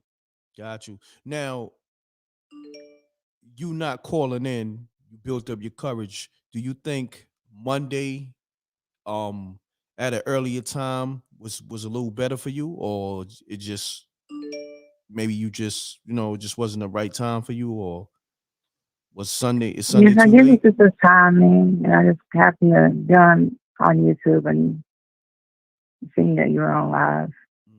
Got you. I appreciate you calling in, GV. Thank All you right. so much, and peace and blessings to y'all in the chat. Thank you. Peace and blessings. All right. Stay tuned into the show because we're gonna rock out for another 30 minutes or so. All right. I sure will. Thank you. All right. Peace. Peace. Hold that thought, y'all. Hold that thought. Shouts to KG on the super chat. Funds for the m.reck.tv operation. By the way, I observed a lot of people recently starting using the term spooky. They are definitely copying from m.reck. Salute, King. Salute, KG, on a $10 super chat. Love. Peace. Who I got on the line? They show enough are because I hear it all over YouTube. Spooky. That's what's up. Anyway, this is Melody Sunshine calling. And I called because I just heard what the young lady was just talking about the South. Now, as I told you before, I hooked up cameras. Now, she mentioned people from the Civil War. That's the spirits, the figures of the spirit that I caught on camera. But the only thing I'm wondering is how do they have on hats and stuff? But they look like they're from the Civil War, and I looked up from the 1800s, and out here where I live at in Atlanta, Georgia, there had been a war out here during the 1860s. And also she mentioned about the different nationalities of the spirits. They are different nationalities. I have to send you pictures of their faces. Okay. You would not believe it. Yes. So I'm glad that she mentioned it so that we all can know that we all are together in the spiritual realm. I don't bother them because it states that you don't, talk to unfamiliar spirits or whatever, but they are trying to give us messages. And I think it's more messages to be more peaceful because we are being attacked by evil entities. Okay, but I'm going to talk to you later on another level, but I just want to, mention, what that young lady just said about Civil War and stuff. There's a lot of spirits around us. I appreciate you tapping in with us and letting us know that. Yes. All right? Yes. Yes, and I'm going to send you some pictures also so you can see these. Great. What's around us. Yes. And m.reck, also one thing, if you check out Mike Tyson, Hot Boxing with Mike Tyson, he talks about taking DMT. And he sees when you take that and you it's a long story, you gotta look up what DMT means. And people are taking them to see the spirits that's around them. And when I saw Hot Boxing with Mike Tyson, I'm like, those are actually the spirits that's around us. But when you take the DMT, you get out of body or whatever, and you get to see what's around you. That's deep. Because we are living in a parallel universe. That's deep right there. I appreciate you tapping in with that information. Yes, sir. Much blessings to all. All right. Peace and blessings to you. Thank you. Bye-bye. Welcome. Peace. Peace. You now tune in to m.reck.tv. State your name, where you call it from. Keep it clean. Keep it short. Let's get spooky. Well, that person hung up. Let's get it. Peace. You now tune in to m.reck.tv. State your name, where you call it from. Keep it clean. Keep it short. Let's get spooky. What's up, m.reck? It's Malcolm. Malcolm, the Spooky Hours OG. What's happening, King? Talk to me. How you doing, man? I'm good. You changed your number. You can't tell me this ain't the same number because I don't have you locked in. It's the same number. All right, hold on, man. Let me lock you in because I could have sworn I had you locked in already, man. Hold on.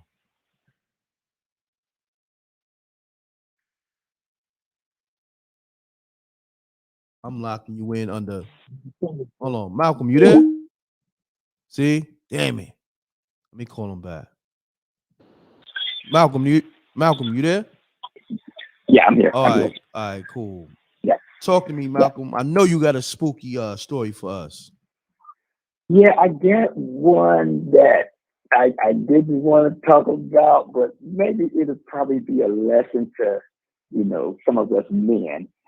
Okay, when I lived in California, I was in a situation where I had a pretty cool living lifestyle. So I was with this female, and she wanted to have a baby. She wanted to get married. She wanted all of these things that that any woman would want in life. I'm a man, and I would want the same thing too with a woman too, to share and all of that. But somewhere within that relationship, I always felt like something was like weird. So anyway, I gave her a ring, call it a proposal. This particular ring I gave her, I had already had the ring. So this particular ring I had, I had the ring, but I had it within a relationship that I used to be in, but I never gave the ring to that person that I was going to propose to. I just felt like that relationship was bad. So when I moved forward within my life, I still had the ring with me. So this particular ring that I had, I kind of kept it with me. But when I first met her, I felt like she was the one, the right person for me. Now, I never put the ring on the other person's finger. That person never knew. Anyway, so as years went by within the relationship, she wore that ring every day faithfully. And this ring, when you put it on her finger, because of her weight size, I knew that ring would never come off of her finger. I just knew it just would never come off. Never. Because I pulled on it a few times and I felt like, I hope it don't get stuck on her finger where it don't come off. That's why I knew it would never come off. One morning I was waking up to do my usual thing to go to work. And when I woke up, I got myself together. I looked over at her. She's always laying flat on her back. And, she snores. So, but anyway, I'm up and I'm ready for work. I'm about to leave. I'm about to let her know I'm about to leave out the door. But when I look over at her m.reck, I swear to God, this still bothers me.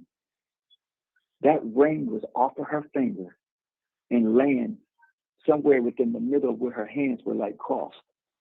And I looked at it like, how did it get off her finger?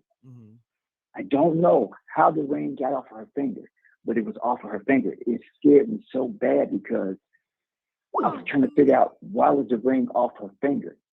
So what I did was I went towards her and I kind of shook her and I said, well, I'll just say her name. I said, Kim, your ring is off your finger. And when she woke up, she said, what? I said, your ring is off your finger. And she looked and she said, how did it get off my finger? I said, I don't know. But what I did was I was just trying to keep my composure. I left out the house, got in the car, and it just stayed on my mind. Like, how did that ring get off her finger? Now, during those months that I was there and I was about to leave within 2019 going to 2020, I just started seeing spooky stuff around the house. Like within my side peripheral, I would just see stuff. It was like, how you're looking at something, and then it's like something go past you real fast. I just started noticing the rhythm, the pattern of it all the time, like because I was never dealing with it before. So when months went by, we went into the new year, which was going into 2020. Her sister called me. We were going into December. I think it was in 2019. We were going to December, and she said, her sister said, I wanted to talk to you about something, and it was about the ring. She said, on behalf of her sister, she didn't mind the ring, but she said that her sister said, I got a solution. Let's try to get her another ring. Now, this was never discussed to me about that ring being off of her finger. Yeah. So what that was telling me was that it spooked her out as well. Like, how did that ring get off of her finger? She had a fat finger, so how did it get off? So I ended up agreeing to her sister that I would get another ring. And that's what I did. Yet this day, it still haunts me. Like when I got myself together to go to work, and I always wake her up and kiss her to tell her that I'm leaving at the door. When I woke her up, and I said, Kim, your ring is off your finger. And she woke up out of her sleep. Like, what? I said, your ring is right there. It was laying on her chest. Her, the cover was folded across her. And her hands were like almost like, by the ring. Mm-hmm. She was snoring. She was snoring when I woke her up. I swear, to this day, I don't know how it got off her finger, but I really believe that it might have been her grandmother or her grandfather telling her that the relationship was not going to work. I just really believe that. I really believe that. And the relationship didn't work out. It didn't work out because she wanted a baby so bad that when she went to the doctor and she found out that she couldn't have a baby. And I told myself, I wonder what's going to change. Mm-hmm. And when I said that, about a month later, it's like I made a deal with the devil because all bets were off. You're probably saying, what you mean bets? Well, when I said I was in a situation with somebody who was well off.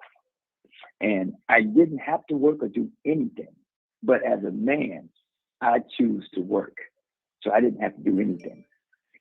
So I had 9 years of not paying the rent. Now I was in a pretty good situation. But what I'm trying to say is that I believe her relative, her grandmother, took that ring off her finger. It just had never came off.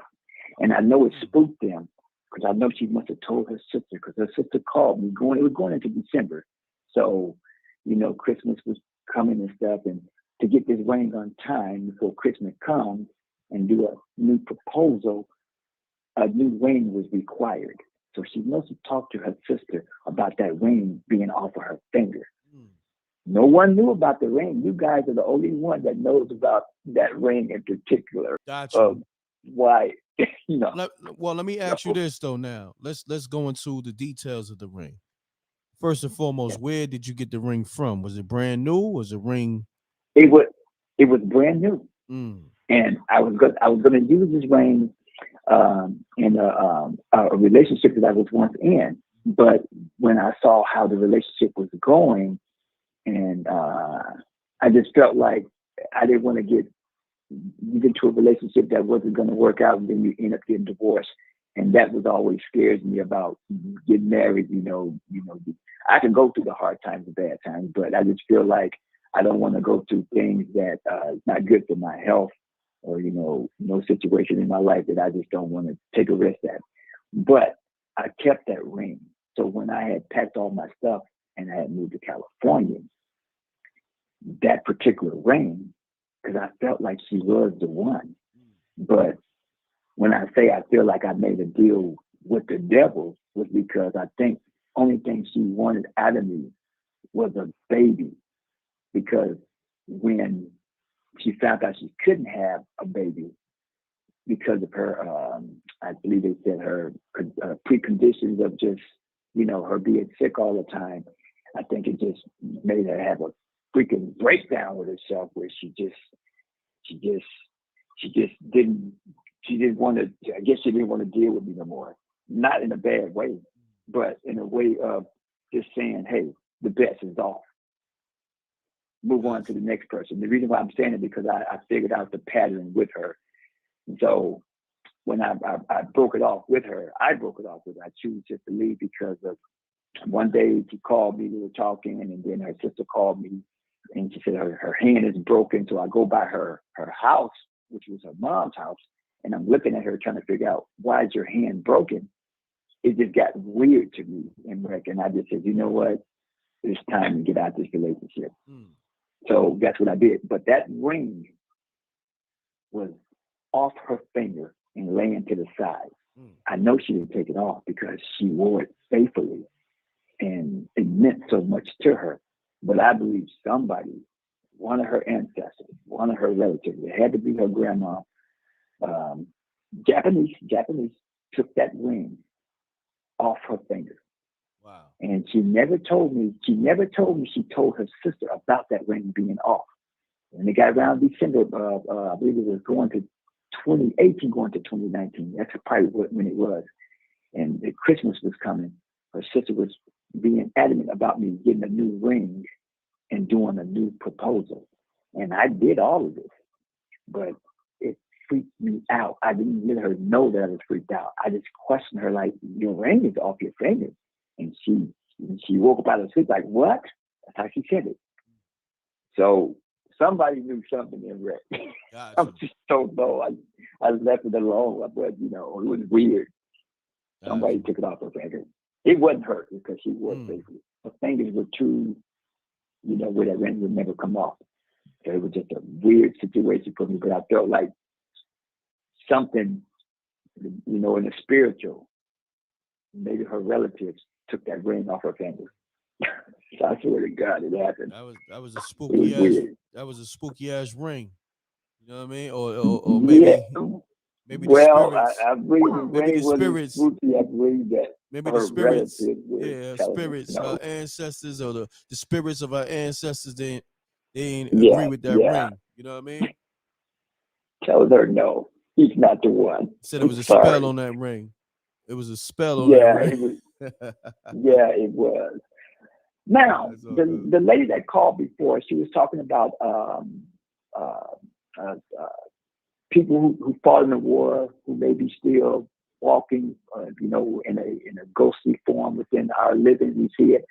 I know she mentioned Atlanta, Georgia, and I know I read that Tyler Perry's movie production studio is buried. It was not buried, but there was a war right there on that whole property of his. Like he had Confederate wars was on that property. They had soldiers dying and fighting and stuff on his property. So, when property is not blessed, that's why a lot of people will get the property, the house blessed before they move in, because it could be spirits still roaming and, lost, and they still, and depends on how they die. You die in a bad way, you don't move on. Some people don't. In the spirit world, they don't let go. They're probably trying to tell you something, or they're just showing you, the form of something happened here. And if you do your research of anything on the property or home, you could find out a lot of things that might have happened. I know the house that I lived in Mississippi, that particular house where I was seeing a dark figure in my room. I found out about a week ago. I was talking to my parents about it. I told them what I was seeing in the room, and they told me, "Why didn't you tell us this?" And I said, "Well, I thought you guys weren't going to believe me, so I just kept it to myself." But my mom told me that she would hear people walking in the house. She told me one time she was at the fireplace, her and my dad, and they heard somebody walk up on the porch, open the screen door, and walk right in. And they jumped up to go see who it was, and it wasn't nobody. And I was like, wow. And then she would tell me about, like, sometimes when she would be asleep watching TV and she dozed off, she would hear a loud banging, and she would jump up to go see where it was coming from, and she would check on us, and we would be asleep. But I found out this about the house, that other people lived in that house that we lived in. So I thought my mom's grandfather built the house, but he actually didn't build it. But it was other people that did live in that house. So those were probably the spirits that were still in that home. Plus, I found out that my mom's grandfather, it was his reason for getting those horseshoes, putting them at the front door and the back door to keep hanks. We call them hanks, like spirits who don't want to move on. The hanks, they move around the house and make noise. Those are the hanks they call, the ones that move around and make noise to get your attention or some kind of way right there. The horseshoes were in the house to keep spirits out, but evidently the noises that were going in the house that I lived in with my parents, it was constantly going on. A lot of my siblings didn't hear it. My mom heard it. I heard stuff in the house. My dad heard stuff, but some of my other siblings, they would never hear it. So certain people can tap into hearing things that others may not hear. You call us freaks or whatever, but sometimes some of us are kind of intuitive with things. Well, I'm gonna give you one more short little story. I was talking to my friend this weekend, and he was cooking some cinnamon buns. And as he was cooking them, he said, "Oh, I don't have these ingredients. I got to go run to the store." So he went to the store to get his ingredients. I'm on the phone with him through this whole thing. So when they get back home, I heard him talking to his daughter. He mentioned her name. And I thought to myself, I said, wait a minute. I said, I had a dream about your daughter last night. He said, you did? I said, yeah. I said, she had on a white T-shirt and y'all was in a kitchen. That's what I told him. And he told me, he said, I don't know how you know that because she got on a white T-shirt right now. It's just weird. I get little things like that just pop up. Sometimes it don't even make sense to me. Like, I get bits and pieces of things that may happen within the next day or probably 2 days later. It's weird stuff. That's crazy. Anyway, those are my stories, m.reck. Malcolm, I appreciate you as always. We miss you over here on Spooky Hours. m.reck, I've been listening to this show. I just want to make sure I can bring you some stories. Anything that any of my relatives can tell me, anything that pops into my head that I might have experienced with myself as well as with friends. I do know one thing. Don't play with Ouija boards and don't play with tarot cards. It's just not a good thing. You just open up doors and bring in bad spirits in your house. I was trying to tell a homie, Big Steve, he's over there playing with them tarot cards, opening up portals. You know what I mean? Portals, you can bring in bad spirits. The last time I played with a Ouija board, the person that we were talking to on the Ouija board was named Thomas. He said, be careful who you're talking to on the Ouija board. And he said, you don't know if they're a good spirit or a bad spirit. So when we asked him, are you a good spirit or bad spirit? He never mentioned yes or no. So, and with that being said, with my friends, a lot of bad stuff was happening to them in their house. And there was a lot of death happening in their family. The guys I was hanging with, a lot of them became preachers and deacons. And I knew that these guys might have got themselves into religion because I believe when they were playing with those Ouija boards, I think, their mom used to play with the Ouija board because she was trying to get lottery numbers. But the kids started playing with it too. So you can open up spirits into your home and they'll attach to the weakest person in the home. And it can just get ugly and your house can become dark or your house become infested. You get infested and it'll follow you. Every home you go to, it'll follow you. And sometimes they will mislead you. They'll give you good signs of things that make you think that, they predicted something, but that's how they draw you in to start feeding off your energy. And so I'm listening to him Steve talk, and I know that it feeds off your energy. It'll give you like a false premonition of something that may come true. But what do you have to give it back in return? And that's how you have to look at it. My brother, thanks again for tapping in. Appreciate you, Malcolm. Appreciate it, m.reck. And you too, man. Stay tapped into the show, and we'll talk real soon. Hey, m.reck, one more thing. My guy Trey called in. One day I was listening to this show, and my guy Trey called in on your show, and I was like, "Is that Trey talking to m.reck?" Yeah, I believe so. I remember he called in. Yeah, I know he told me one scary story. So I hope one day he calls you and tell you about this particular story that he went through. I'm going to tell him he had to call you and tell you about the story he had. Anyway, thank you guys. I'm glad to be on your show, m.reck. I love what you're doing. Peace to everybody. You guys have a blessed day. All right, you too, Malcolm. Appreciate you. All right? Okay. Peace. Okay. Peace. You now tuning in to m.reck TV. State your name, where you calling from. Keep it clean, keep it short. Let's get spooky. Yeah, mute your audio, please. There, how's that? All right, I think you're good now. Okay. Now, I've been listening, and it's a lot of people calling in about the South. The South is very spooky. My family is from there. When I was a little kid, that was my thing. My grandmother's sisters would come over and tell me stories that would, make the hair on the back of my neck stand up, making me sweat.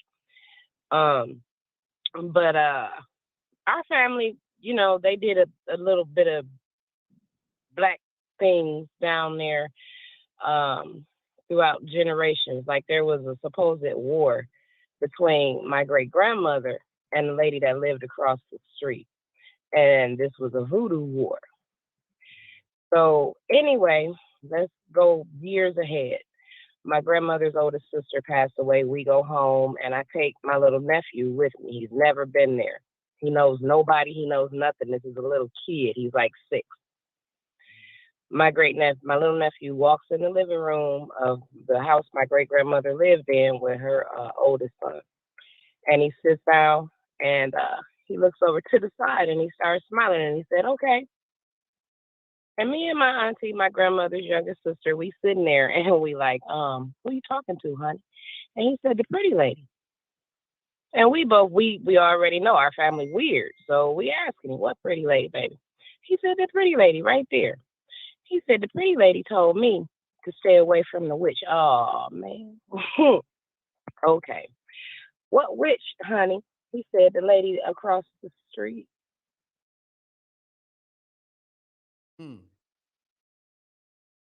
So when he tells us the words "the lady across the street," automatically me and my auntie know you talking about Miss West. Now, let me tell you about Miss West's house. The houses down south, if you move into one of them, you need to walk around your yard. There are jars that are buried. They have lye, coal, all types of little weird things in them that's supposed to ward off spirits. The house next door, they own it. It's fine. It's a beautiful house. Has lovely antiques in it, still furnished from whenever the great grandmother died. Ain't nobody going in there though. Gotcha. The family owns it to this day. The taxes are paid, but they not renting it. They not living in it. Matter of fact, the owner lives in a trailer. This is a big 4-bedroom old country house. When it comes to the South, I don't know if it's because of so much blood that fell on the ground, but yeah, it's a spooky place down there. I don't really know where it comes from. I do know though, like I said, it's a lot of voodoo. There are hoodoo, like the man said, Hanks. That's what I was always told they were. We didn't. They didn't say ghosts or spirits. They were called Hanks. And yeah, we were told different things about how not to invite different stuff into your house. Even certain people shouldn't even come in your house. They would put like, what is it? It's gunpowder, white pepper, and something else that you put down at the ceiling, and salt. You put that across the seal of your door. See, in the movies, they, "Oh, put the salt down." That's not what that is for real. That's Hollywood. In real life, it's salt, white pepper, and gunpowder. Don't ask me why they think that that combination is going to keep a demon out your house, but they do. And then I got another one that happened here in Toledo. Me and my boyfriend moved into his mom and dad's house. We live in there. We upstairs, and we hear this noise in the hallway. It was like everything downstairs just crashed to the floor. When we went down there was nothing disturbed, nothing out the way. A couple days later, I buy him a pair of shorts. These shorts are still folded. They're still in the bag, and I left them on the couch in the living room. I go. What's up, brother? What's It's going on? Gando. Hold on 1 second. I think this somehow I was on a phone call and it switched to you. It's weird. Hold on 1 second. Oh man. All right, my brother. Well, I got a spooky a story. Okay, give me a second. Let me. I'll call you right back because I want to let the lady finish telling hers. Give me like 2 minutes. I'm gonna call you right back. All right, brother. All right. That was crazy. I don't know what happened to. Oh. Hello? Alone. And as spooky and weird as my family is, if it scared me, something ain't right about it. I I've lost been you. seeing dead people my whole life. I'm sorry, baby girl. I lost you for 30 seconds. Could you go back a little bit? I don't know. The phone kind of like, the lines got what you call that? No, Crossed. I The was lines just got saying, crossed. Sorry. Can you hear me now? Yeah, you good. You good. It got crossed, and then it was somebody else on the phone, and then it tapped back into you. Yeah. So I lost you for 30 seconds. So whatever you were saying, I didn't catch that. You got the part about the shorts? Nah, I Because missed that too. that's what I was talking about. I was talking about them weird shorts that I had bought that Nah, disappeared, and we found them a year later in the kitchen. I missed all that. Oh man, yeah. So I got my dude a pair of shorts, and they were on the couch. I left them there. I went down the next day to go get these shorts because I was gonna wash them. I wash clothes before you wear them brand new or not. But anyway, I couldn't find them, and I asked him if he moved them. He didn't move them. Anyway, a year later, I found these shorts in the kitchen where I keep the placemats and the napkins and stuff for the table. The shorts were neatly folded and placed in between the placemats. Gotcha. Once we left because we was trying to catch the dog stealing food and trying to teach him how not to do it. So we left some food on the table, left the dog out, and left the camera running, and then we left the house.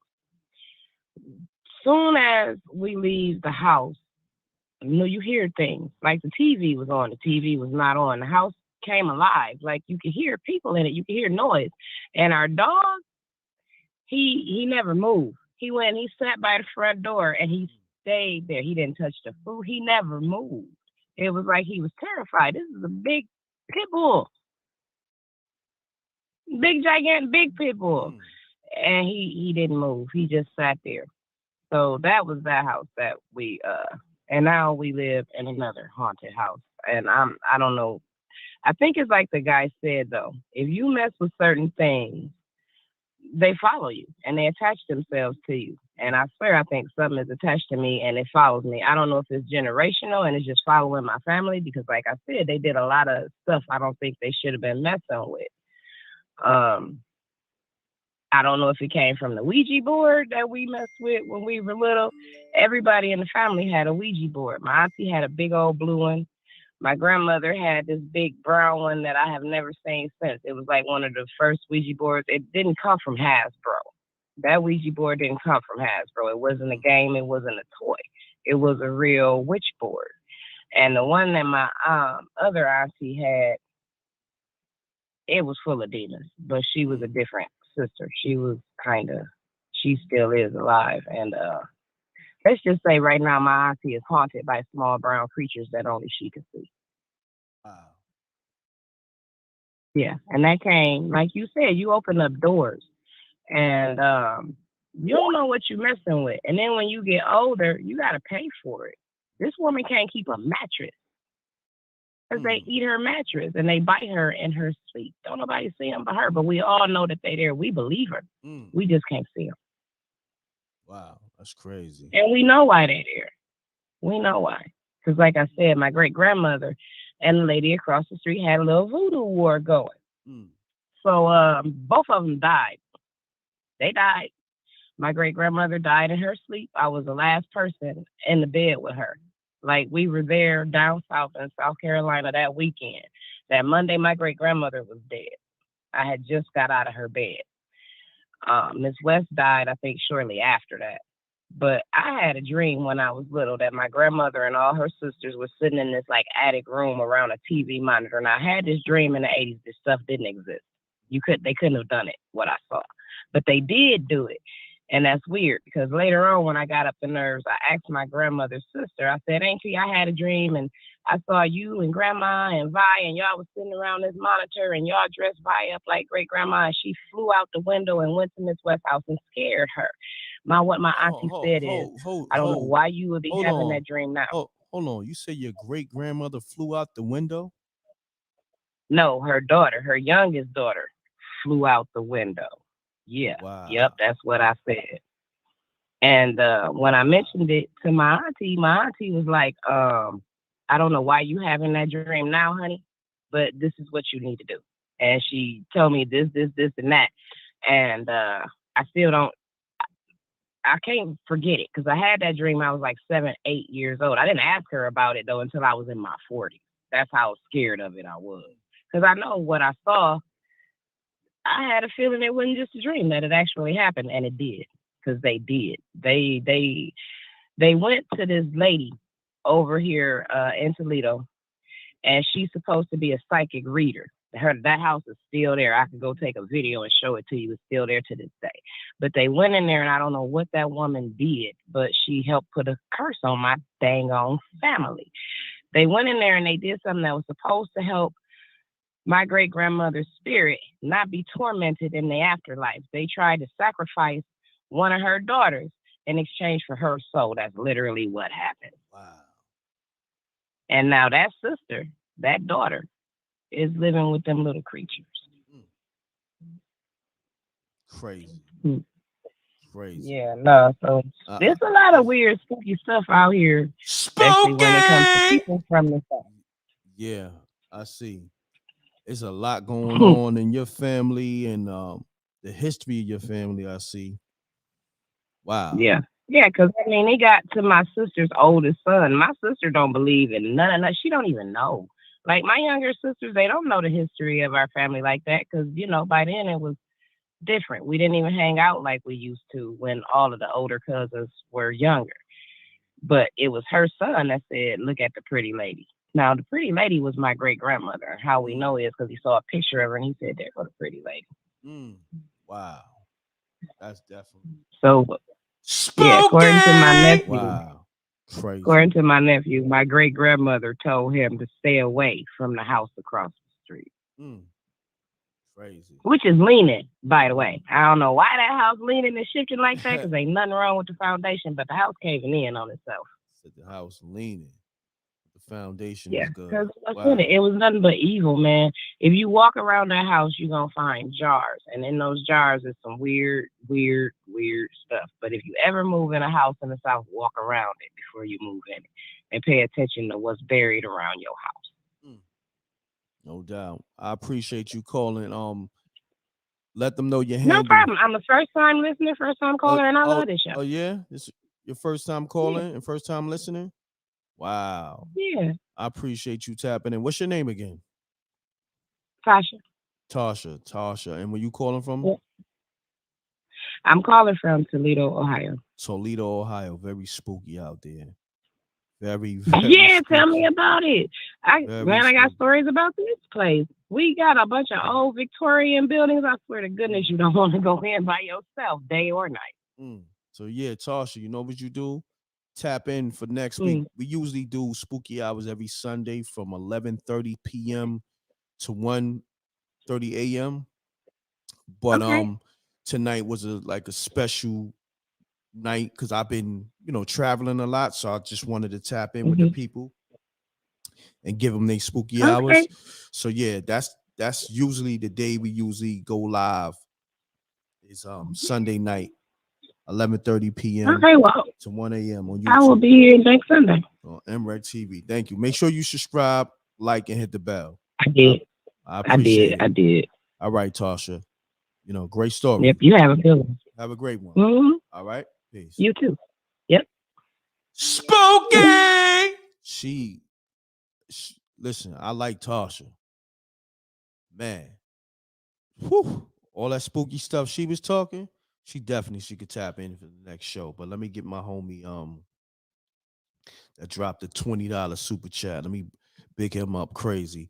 Shouts to the homie Dark Waters. Blessings from New Orleans. It's spooky as hell in New Orleans too. Shouts to the homie Dark Waters with the $20 super chat. Dark Waters. Appreciate you, King.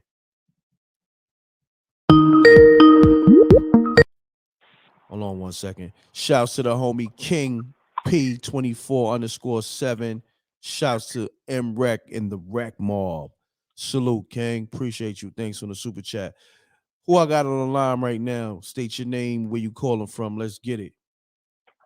Hi, everyone. It's Peach from Delaware. Peach, what's happening with you, Peach? I'm good. I'm good. What's going on? I know you got a spooky story for us. I don't know if it's spooky, but it's more like I'm an empath, so it's more like a premonition. Gotcha. And it also tells about me meeting someone like myself.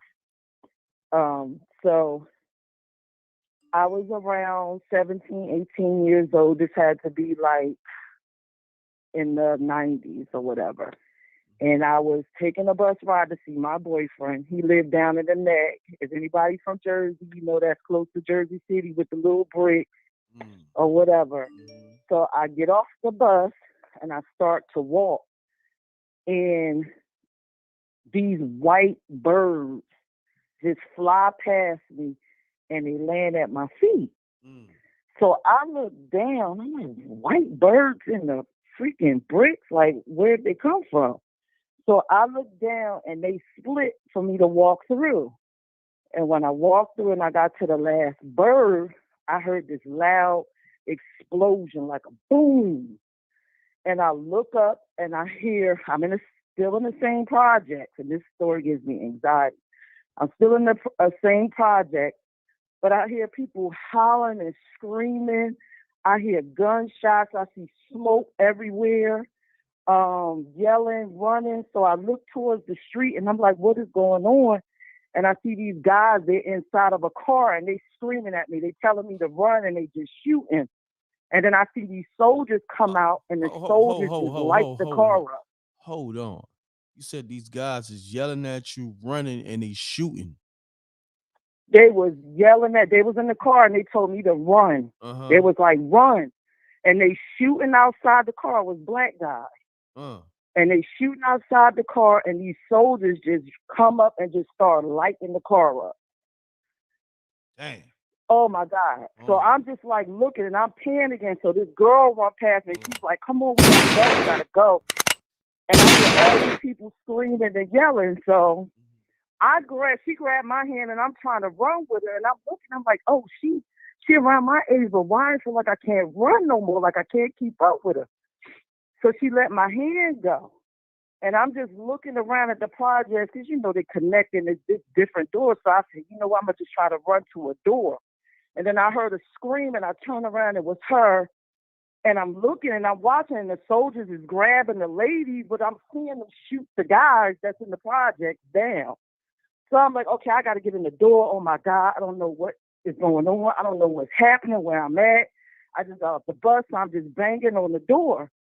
And then I hear this weird noise. And I'm like, what is that noise? But then I realized, because I was so scared, that it was people speaking in Chinese. So I turned around and I see these Chinese, so they were Chinese soldiers. And I'm looking and I'm like, he sees me. And one of them started to come towards me. So I felt like a touch on my arm. And I looked and it was my boyfriend. And he was like, no wonder I couldn't find you. And he looked around and he said, come on, we got to get out of here. And when he touched my hand, I woke up on the ground. I was in the same spot where the birds were. I woke up on the ground and I was screaming. I saw the cops all around me. I heard the lady say, I don't know what happened. These birds flew down. She just passed out on the ground. And we couldn't wake her up. And I'm just screaming. I'm like, oh, my God, they coming. These Chinese soldiers, they coming. They're going to kill all of us. We got to go. And my boyfriend grabbed my hand. And he said, it's going to be okay. You got a long life to live. And he said, you see your fingers? When your hands start to wrinkle, then you know you're getting close. But right now, we're safe. And I looked at him and I realized, I said, he's like me. He was inside my premonition when I passed out, and he's the one that pulled me out. And that's my story. That was an incredible story too, and it was hella spooky. Wow. They coming. I'm like, the Chinese, they are coming. And I seen this at 17, 18 years old. I was like, oh my God. So every time I see the news, I hear a war, I hear the Chinese, I cringe. Crazy. So Peach, hold on. Did you change your number? Because for some reason I thought I had you locked in. I don't know what the hell is going on with my phone. Let me make sure. I got you locked in now. God damn it. There you go. Good. I appreciate you, Peach. Great story. As always, you and Malcolm called up on the same show. Wow. Special. Gotta lick off a shot for that. Y'all the spooky OGs. Gotta lick off two shots. Shouts to Peach and Malcolm calling up in the same night. That didn't happen in a long time. Yeah, well, I'm gonna call back and I'm gonna give y'all the first alien story. I gave you the one last week. I'm gonna tell you why I was grabbing the other one from the last story. I'm gonna give you the first story. Got you. I appreciate you, Peach. All right. All right. All right. Bye. Peace. So yeah, y'all. Another spooky hours, and y'all got Malcolm and Peach in the same show that called up. And you got it on the Monday. And we went over 2 hours. Shouts to SJ in the room. DJ Moschino, my brother. You know we got the Unsung Heroes show. Go check for that interview that's out there. You heard? With Kiana, I believe, right? Monroe. Go check her interview out. DJ Moschino and DJ Superior did on the Unsung Heroes show with Kiana Monroe talking about sex trafficking and her being a victim of it. Dope interview. Go check it out. It's on the m.reck TV channel. Like, subscribe if this is the first time you tapping in the spooky hours. We always go live every Sunday, 11:30 p.m. to 1:30 a.m. But tonight was a special night. All right. I decided to go live on a Monday, but I appreciate y'all. Love is love. Another dope show. And y'all be blessed. All right. So on that note, double deuces and bubble gooses. I appreciate y'all. Thank you, SJ. Man, SJ been holding it down, so official. So man, all I gotta say is gratitude. She's so grateful. And me and SJ got something big coming. Trust me. I don't want to announce it yet, but we got something big coming. You know, SJ, you probably know her voice from the m.reck TV news. So definitely, you know, show love to her. She's putting a lot of work in, doing the whole moderated thing and doing the news and all that. All right. Shouts to SJ. Salute to the rec mob. We gone, y'all. Appreciate y'all. Thank you for tuning in. Like, subscribe, hit the bell. Thank you for donating. Everybody on the super chat, Cash App, PayPal. Appreciate y'all. Moschino, I see you. All right. Jose, you talking mad shit. I see you. I see your nasty ass in the chat room talking mad shit. Jose talking wow shit. But on that note, I'm gone. Appreciate y'all. Thank you.